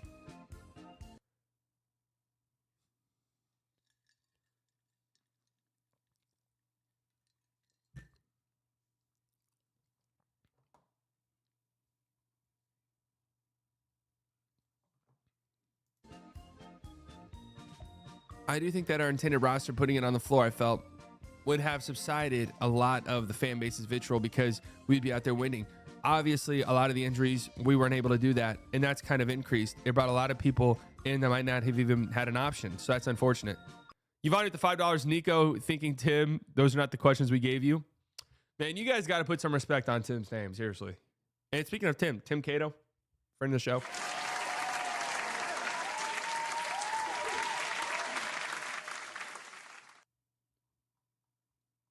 Tim Cato. You guys keep saying that if you guys win, the fans will come back. I think for a sizable, notable chunk of the fan base, they have expressed that's not the case. When you took this role and still now in this role, what do you feel your responsibility to the fan base is when there's a player as beloved as Luka?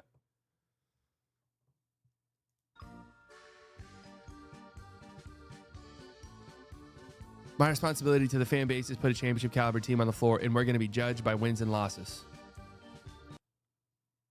Okay, I'm going to be honest with you. I don't really care about Rick's. Dude, Rick, look at this. So Skylar Dixon from the AP asked the question, what's the sort of roadmap to make that happen for those out there who sort of feel disenfranchised? That's bringing fans back. Look how long this answer is. Oh, this is when he compares the trade to Monte Ellis. So here's the real answer Rick Welts had about the Monte Ellis part. At Golden State, when I got there, we had one marketable player that our fans love. His name was Monte Ellis. We traded Monte Ellis to the Milwaukee Bucks for an injured Andrew Bogut who wasn't going to play that season. 10 days later, our new owner, Joe Lacob, was booed off the court trying to retire Chris Mullin's uniform to bring him back into the fold of the Warriors. Booed off the court. The ball came out of Monte Ellis' hands, was put in a young guard named Steph Curry. 4 championships later, that worked out pretty well. Where the fuck's Steph Curry in this story? Where the hell is Steph Curry in our story? He's leaking the draft is rigged. Oh, shit. You might be onto something there. You might be onto something. He might be leaking that the NBA has rigged the draft lottery for the Dallas Mavericks.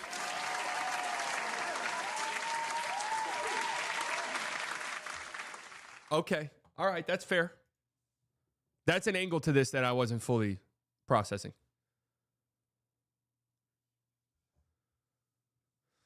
Ben Swanger, you mentioned that you were targeting AD when you got the term sheet, when you got the offer in front of you. Did you ever once consider maybe calling other GMs and seeing if you could get a better offer? Yeah, it's a great question. Again, our whole time we wanted a two-way player. Again, our philosophies went in with defense, and AD is at the top of the list. And when we had that opportunity, we struck.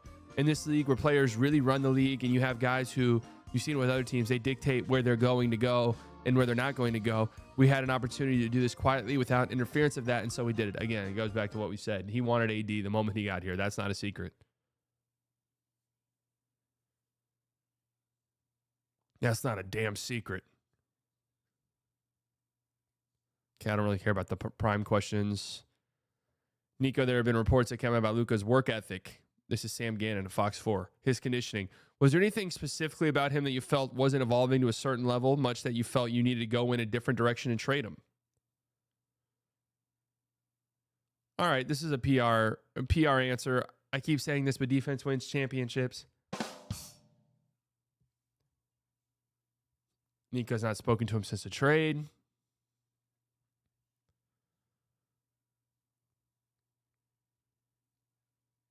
Any concerns about ability to attract talent to the NBA, top talent of the NBA to the Mavericks in the future? No, I don't. Dallas is one of the 5th largest metroplex in the U.S. It's a great city to live in.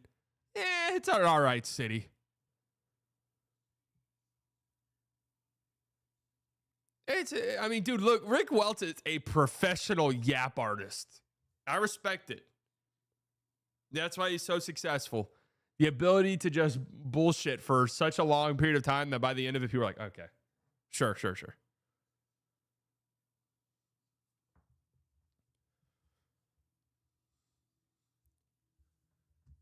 Rick should become a streamer. He should. He should come on with me.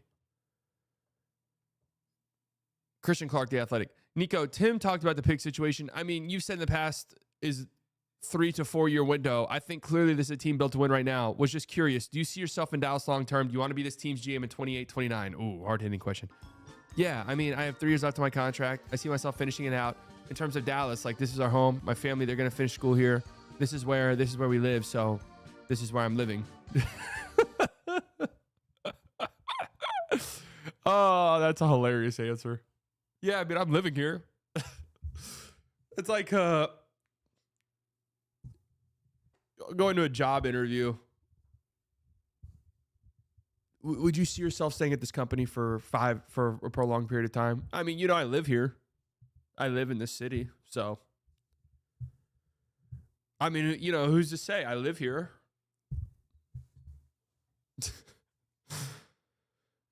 Adam Rousseau, you're very convinced about the defense wins championships, but I'm interested in the thought process of keeping everything secret, targeting AD and not, opening it up to other two-way players, younger two-way players that could have fit the defense wins championships mantra.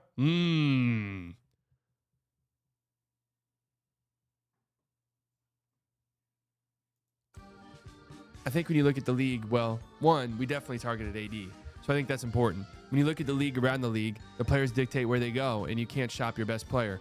A lot of trades that you think are going to happen don't happen. You can't shop your best player. It's not reasonable because a trade might not work, and then they have to ultimately play under the scrutiny of being shopped. And then you also have a player who this summer would have had a decision to make, a big decision, whether he signs the Supermax or he waits. And for everybody to trade for a player that only has 1 year left, you're not going to get maximum value.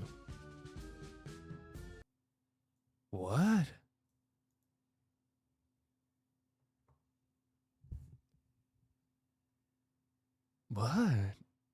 Tim McMahon. So first of all, Lucas said he was absolutely signing the Supermax. His decision was made. He was closing on a house here. Why not sign him to that Supermax? I know you can't trade him this year, can't trade him this summer. You got to wait 1.5 years. He would be under contract for at least 4 years at that point, and then he has no say. Damian Lillard wanted to go to Miami. He ended up in Milwaukee. If you want to maximize the value of Luka Doncic, why not use the Supermax to your advantage? Well, there's no guarantee he would have signed a Supermax, but he has guaranteed. The man was balling on the bench. Like, come on. Oh, dude, Tim's on his ass. Well, like I said, we can agree to disagree, and that's fine. But we targeted AD, and again, I go back to the same thing. I feel like I'm a broken record, but the team we intended to put on the floor, which you guys saw for 2.5 quarters, bro, stop saying that. Please stop saying that. That's a championship caliber team. Bro, please stop saying the 2.5 quarters bit, please. It's a bad, it doesn't make it look good. And so you might not like it, but that's the fact is. That's the fact it is. And so that's really where we're at. And obviously injuries derailed that. So that leads me to, why did you make the decision to fire Casey Smith in the summer of 2023? Why did you make the decision to fire Jeremy Holsopple that last year? And how do you evaluate your job of your new hires for those roles during the season, which obviously injuries have completely wreaked havoc on this roster?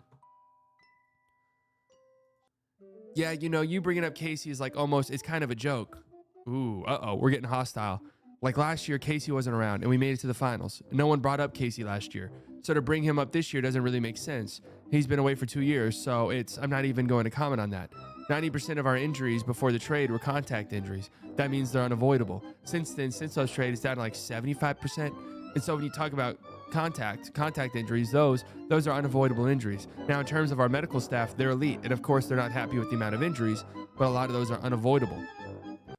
Now, there are things, return to play situations where you guys have had guys come back.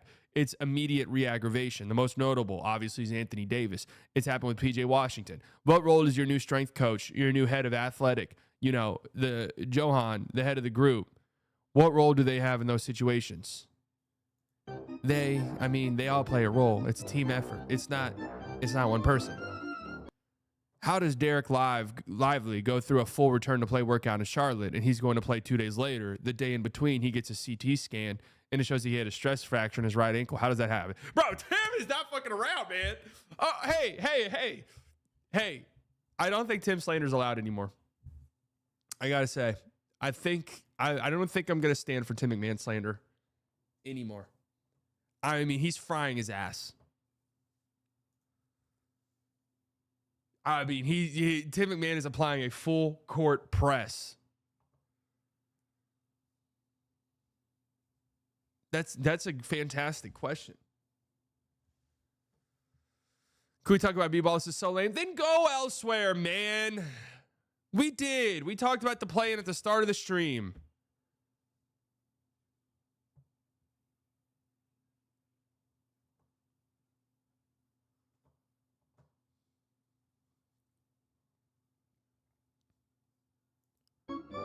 It actually goes to show the strength of our medical team because he was cleared to play. What his signs and symptoms were, our medical team knew it was something more, and so that's why they went and tested him again and saw the CT scan, which they actually avoided a potential catastrophic injury. So you will take the angle of being negative, but it's actually a positive thing because they saw with the symptoms, even though he was cleared to play, they didn't feel right putting him on the floor, and so they went back, they stopped him from playing, they went back, they retested, and thank God we saw he had a stress fracture.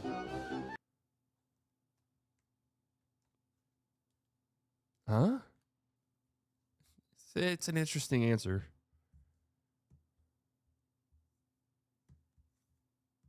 It does raise the question of, like, how was this not seen immediately? But okay, I get it's difficult. I know it's difficult. The first test was bad. They might have tested the wrong thing. We've had doctors on here before who said that that's not uncommon. Nico, the last time we got to speak to you in Cleveland, some of the reasoning behind the trade was because of culture you guys were trying to build pre-February. How would you describe the culture post the trade? How would you describe the culture of the team now? Yeah, and I probably misspoke with the word culture. I think it's more philosophy versus culture, and I think our philosophy will then become our culture. So again, if you look at the team when we were shorthanded, I think that really shows kind of the culture of our team. When next man up, everyone's flying around and playing hard. And so when I look at the culture of our team, I think it's high level, high character guys. It's built on defense.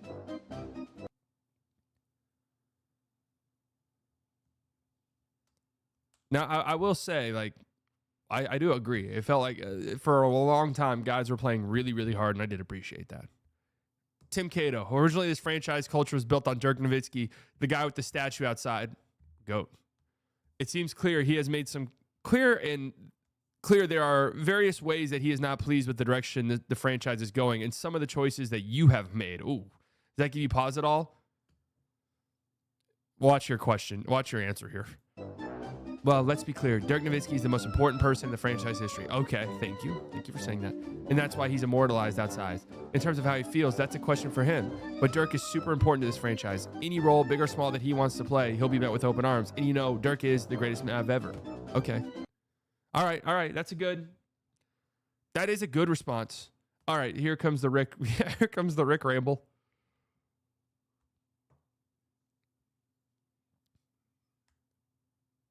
Here comes the Rick ramble. I mean, look. We're just going to skip past the Rick rambling, honestly. This is a funny-ass question. Funny-ass question. Nico, just so many things in the trade of what you wanted have not happened. Has there been anything positive that's happened so far? Oh, man. I mean, has there been a single fucking positive thing? I think the positivity comes to the fact that the team hasn't quit. I think the job that Jake Kidd and his staff has done in terms of next man up mentality, I think that's extremely positive. The team's playing inspiring basketball shorthanded, and so we're super optimistic about the future. And I want to point out, whenever I'm playing the cloud music, it's not just Nico Harrison, it's the organization as a whole, okay? Or the front office sort of decision makers. Nico combined with the ownership group.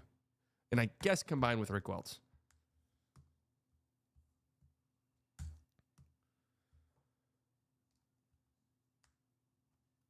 Okay, shortest Rick answer here. I don't really care that much about the stadium, to be honest with you, at this point in time. Quentin Grimes trade.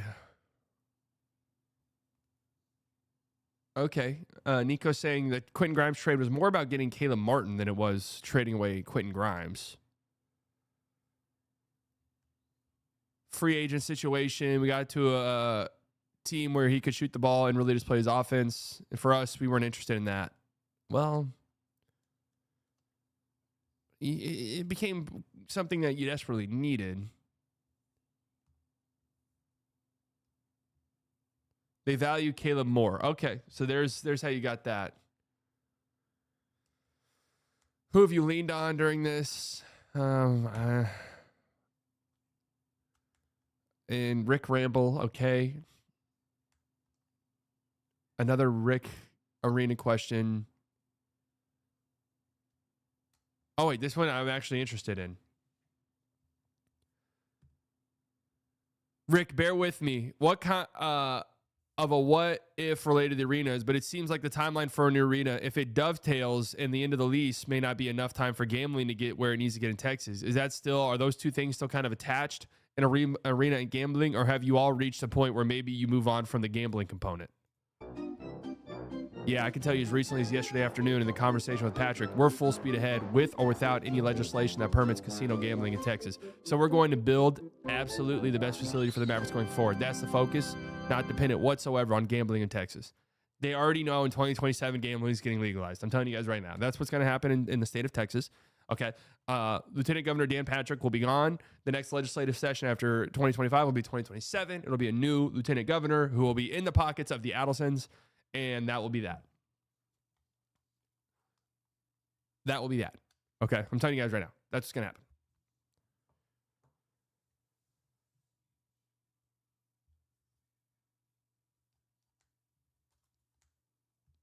I'm reading this. Oh, wait. Johnny Rescindens came with a hard-hitting question right here. Now, I can just sort of hear the snark in this one. Obviously, injuries isn't something that you could necessarily control. But given that Kyrie is going to be coming back later in the year and given all the injuries, including AD's injury history, is there any concern that championship team you mentioned we saw for 2 quarters won't be on the floor nearly as much as you hoped?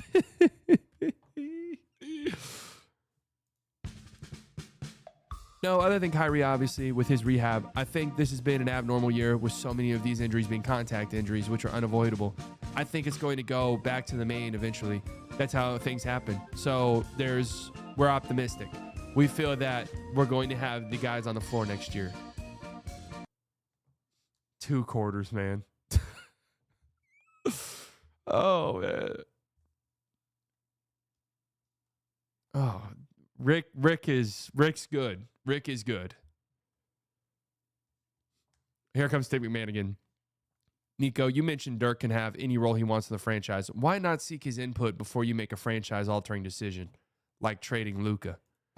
First of all, nobody really knew about this trade. It was very hush-hush. But you can't look for advice from people who aren't in the building at a constant basis because they're not going to understand what the team is going through day in and day out. Kind of fair. What about Mark Cuban? Same logic. What's your understanding of why Dirk has declared he's not going to be involved with the inner workings of this franchise? I don't know. He hasn't been here since I've been here, so that's a better question for him. Did you factor in his feelings before you fired people that you know obviously were very good friends of his? Getting back to, and I know it's a joke to bring up Casey Smith. It's not a joke to Dirk. Oh, shit, Tim, hold up. Did you factor in Dirk's feelings when you fired Casey Smith, when you fired Jeremy Holsapple, when you fired Casey Spangler? A lot of these people weren't fired. Their contracts ended. When you made the decision to move on from them, no, my obligation is to the Dallas Mavericks. It's what's in the best interest of the Dallas Mavericks, and that's the most important thing. Again, some of those decisions are going to be unpopular, maybe to Dirk and maybe to the fans, but my obligation is to the Dallas Mavericks. Those people who are as respected as anybody in their field. Why is it in the best interest of the Dallas Mavericks to not have them employed here? What people were the most respected in Casey Smith, Jeremy Holsapple, Casey Spangler. Those are people who are widely respected in their field, in their respective fields. These are people who are huge parts of the culture of this franchise long before you were here. Why is it in the Dallas Mavericks' best interest to not have them continue to be employees? Again, I'm not going to sit here and go back and forth with the guys who we decided to move on from. We're excited about the team that we have. We feel that guys have replaced them, have done an amazing job. And again, you're coming at me from a negative standpoint, and I look at it from a positive standpoint that the guys we brought in are better.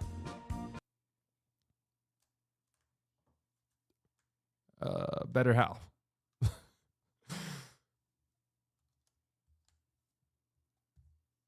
The passive aggressiveness, yeah.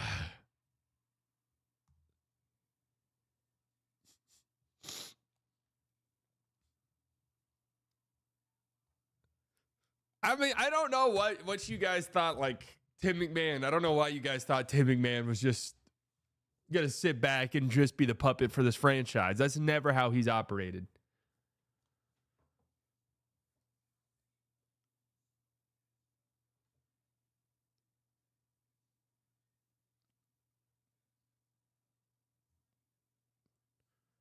All right, question about the tribute video. We're getting towards the end here.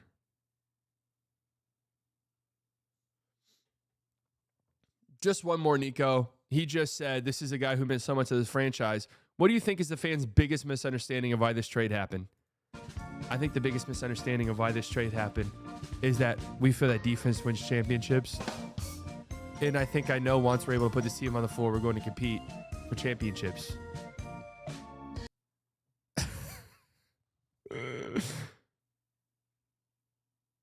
Oh, man.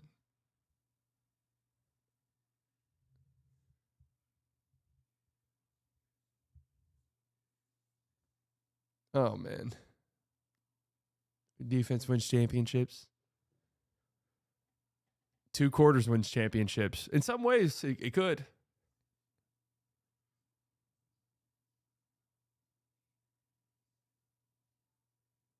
All right. Anytime Dirk gets brought up, it's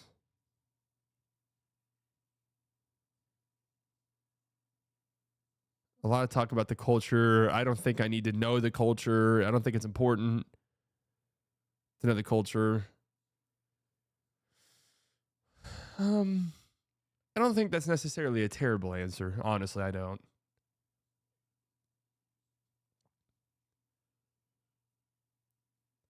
Okay, look at the coaching staff. Unknown. This was my question, guys. It says unknown. This is my question. This is when I barged in. So let me sort of reenact what happened here. Unknown. This is when I found out about the meeting, barged in, and let my question be known. Okay. So let me reenact what happened here. That's me banging on the door. Boom. I rush in. You can't come in here, sir. Fuck off. Don't you know who I am? Oh, shit. Yeah, I actually do know who you are. You're good. Okay. And I storm in. Nico, with the success of Kyrie here, and I don't know if you want to call it kind of a transformational time in his career from where he was before the trade and what he's become since, how much of that was part of your reasoning that you could let go of a franchise face like Luka when you knew you had Kyrie here? Who the fuck is this guy? Hey, shut up. And I guess kind of an extension of that is getting him under contract for a couple more years when he has a player option. With how big of that? How big of a situation is that? Will that be this summer? Well, unfortunately, I wasted my question with that question. And it was the last question. Sorry, guys, I couldn't come with a better question than that. A typical slightly Kyrie statement. Yeah, Kyrie will be a big focus for us this summer for sure. There wasn't one thing. There wasn't the straw that broke the camel's back in terms of making a trade like this. Obviously, you factor in everything and you do all your due diligence, and it's not a fly-by-night. It's a process. And so Kyrie definitely played a role, as did everything else that we looked at the last 3 years. Uh-oh. Please don't let this get leaked out. Please do not let this get misconstrued. Please. All right, and that's the end of the transcript. Well, that was fun. I'm happy we did that. We have 6 instances of defense wins championships. My favorite answer is stuff like this. Like I said, going forward, Like our philosophy, I say going forward is defense wins championships. Like that's just going to be the response to everything. Defense wins championships. Now I will say, if the 1% chance, maybe even less than that, happens and the Mavericks end up to go on to win championships, Nico could walk up onto the stage, the parade stage, with a cigar in his mouth. Look at the crowd. We love you, Nico. You were right. Defense wins championships.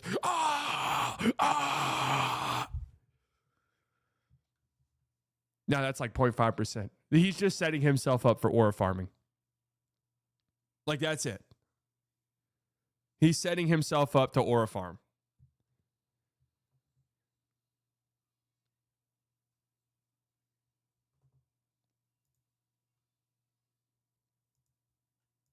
I mean, this is them basically saying, look, guys, Luka's fucking shit on defense. Okay? Like, that's read between the lines, guys. Actually, don't even read between the lines. Read the lines. That's literally what they're saying. That's it.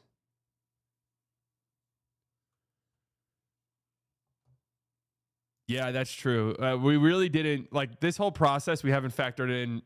They're trying to aura farm. They're trying to aura farm.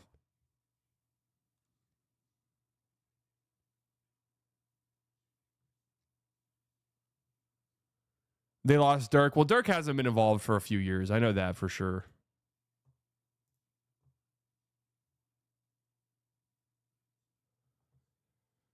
What happens if Luka Lakers stop the Mavs from reaching the championship?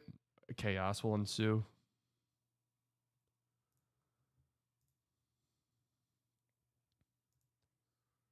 Low turnover steals and great rebounding also help out a defense. You're right. That's true. That only took 46 minutes. I thought that'd take a lot longer. New McMahon article says Dirk is turned off. Dirk's been turned off for a long time, I think. I had heard that last year, Dirk didn't even want to go to the games.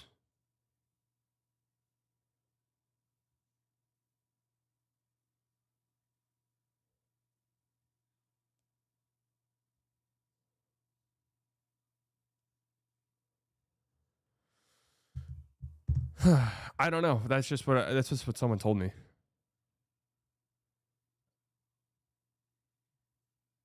You think Nico's mad at you for barging into the meeting? Look, people are mad at me. People aren't mad at me. It doesn't really affect how I operate, right? I just do. I just do.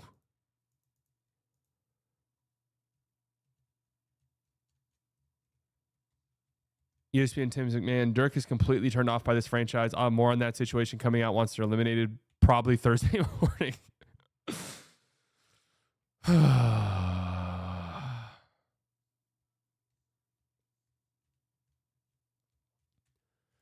Wait, Pacers Bucks is on ESPNU?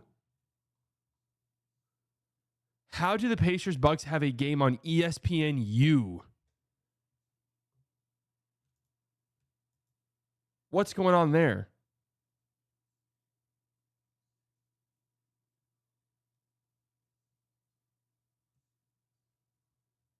Unreal. Anyways, guys, listen. If you're listening to this on Spotify, leave a 5-star review. I love you. We're going to start turning into every day. Not this weekend. Saturday we'll be live all day for the game. Sunday's Easter. I got family stuff. But live streams every morning for slightly early. That goes without being said. You can catch them on Spotify. 5-star review. I love you. No Irish goodbye today. No Irish goodbye. So tomorrow we're going to do our first round predictions. Friday we'll do our awards, and then we're going to lock in and just sort of talk. I mean, we're going to talk about the playoffs. They're here starting on Saturday. And again, just a reminder, tonight I will be simulcasting my playback stream here on this channel. I hope it goes over well. You know, it's a new thing. I think I'm only going to stream on Playback. I think I'm only going to stream the Mavs Kings games because honestly, like, I'm going to be honest with you. I don't fucking care about the Bulls Heat game. I'm just going to be real with you. But we will be live tonight. Did you predict tonight's game? I forgot what score I said. I think it was like Kings 124, Mavs 109. How's that sound? Kings 124, Mavs 109. Some ran with the 5. Not gonna lie, yesterday you hit the nail on the coffin, but Adelson gives 0 fucks. Scary thing because at no point will they make a decision with the team in mind. No, it's a business, 100%. Kings ain't scoring 124. Well, we'll see. I'm gonna be real, man. I want the season to end tonight. I do. I don't want to continue. I'm ready. I'm ready for this to be over.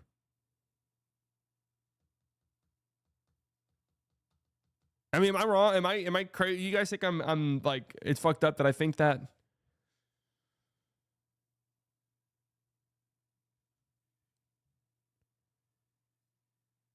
I want them to be good next season. I want them to be a good basketball team next year. I want to root for them next year. I want them to be good next year. But I want this season to be over. I don't even care about the lottery pick part of it, honestly. I only really kind of cared about that when I thought it was possible for them to sneak into the top 10. I don't care anymore about it. I just want the season to be done. I want to move on. I want us to rip the Band-Aid off. Okay, it's over. Let's lick our wounds.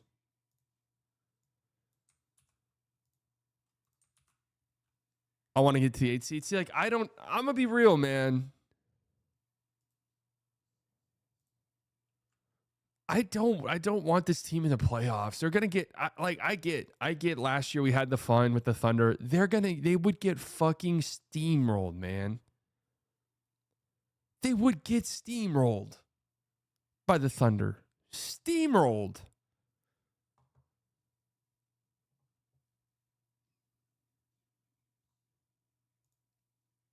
I don't want like, oh, I got to watch the Mavs play.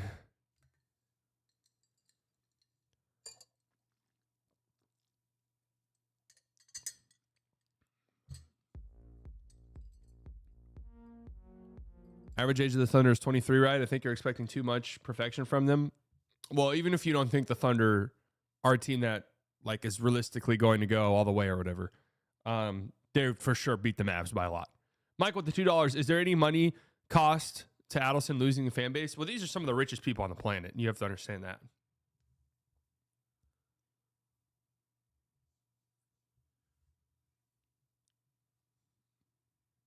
As a AAA member, you can unlock exclusive discounts on everyday.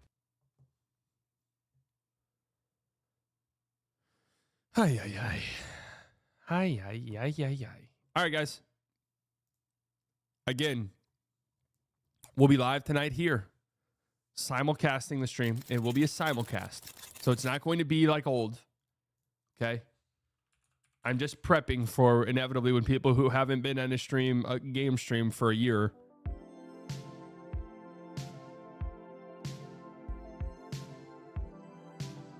The new era. What a lot of people are calling the new aura.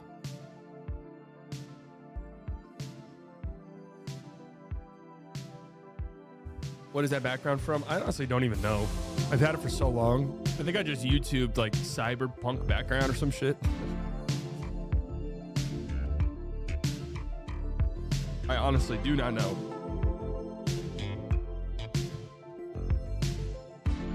All right, guys. Thank you all for tuning in. All of the OGs, you guys know love you very much.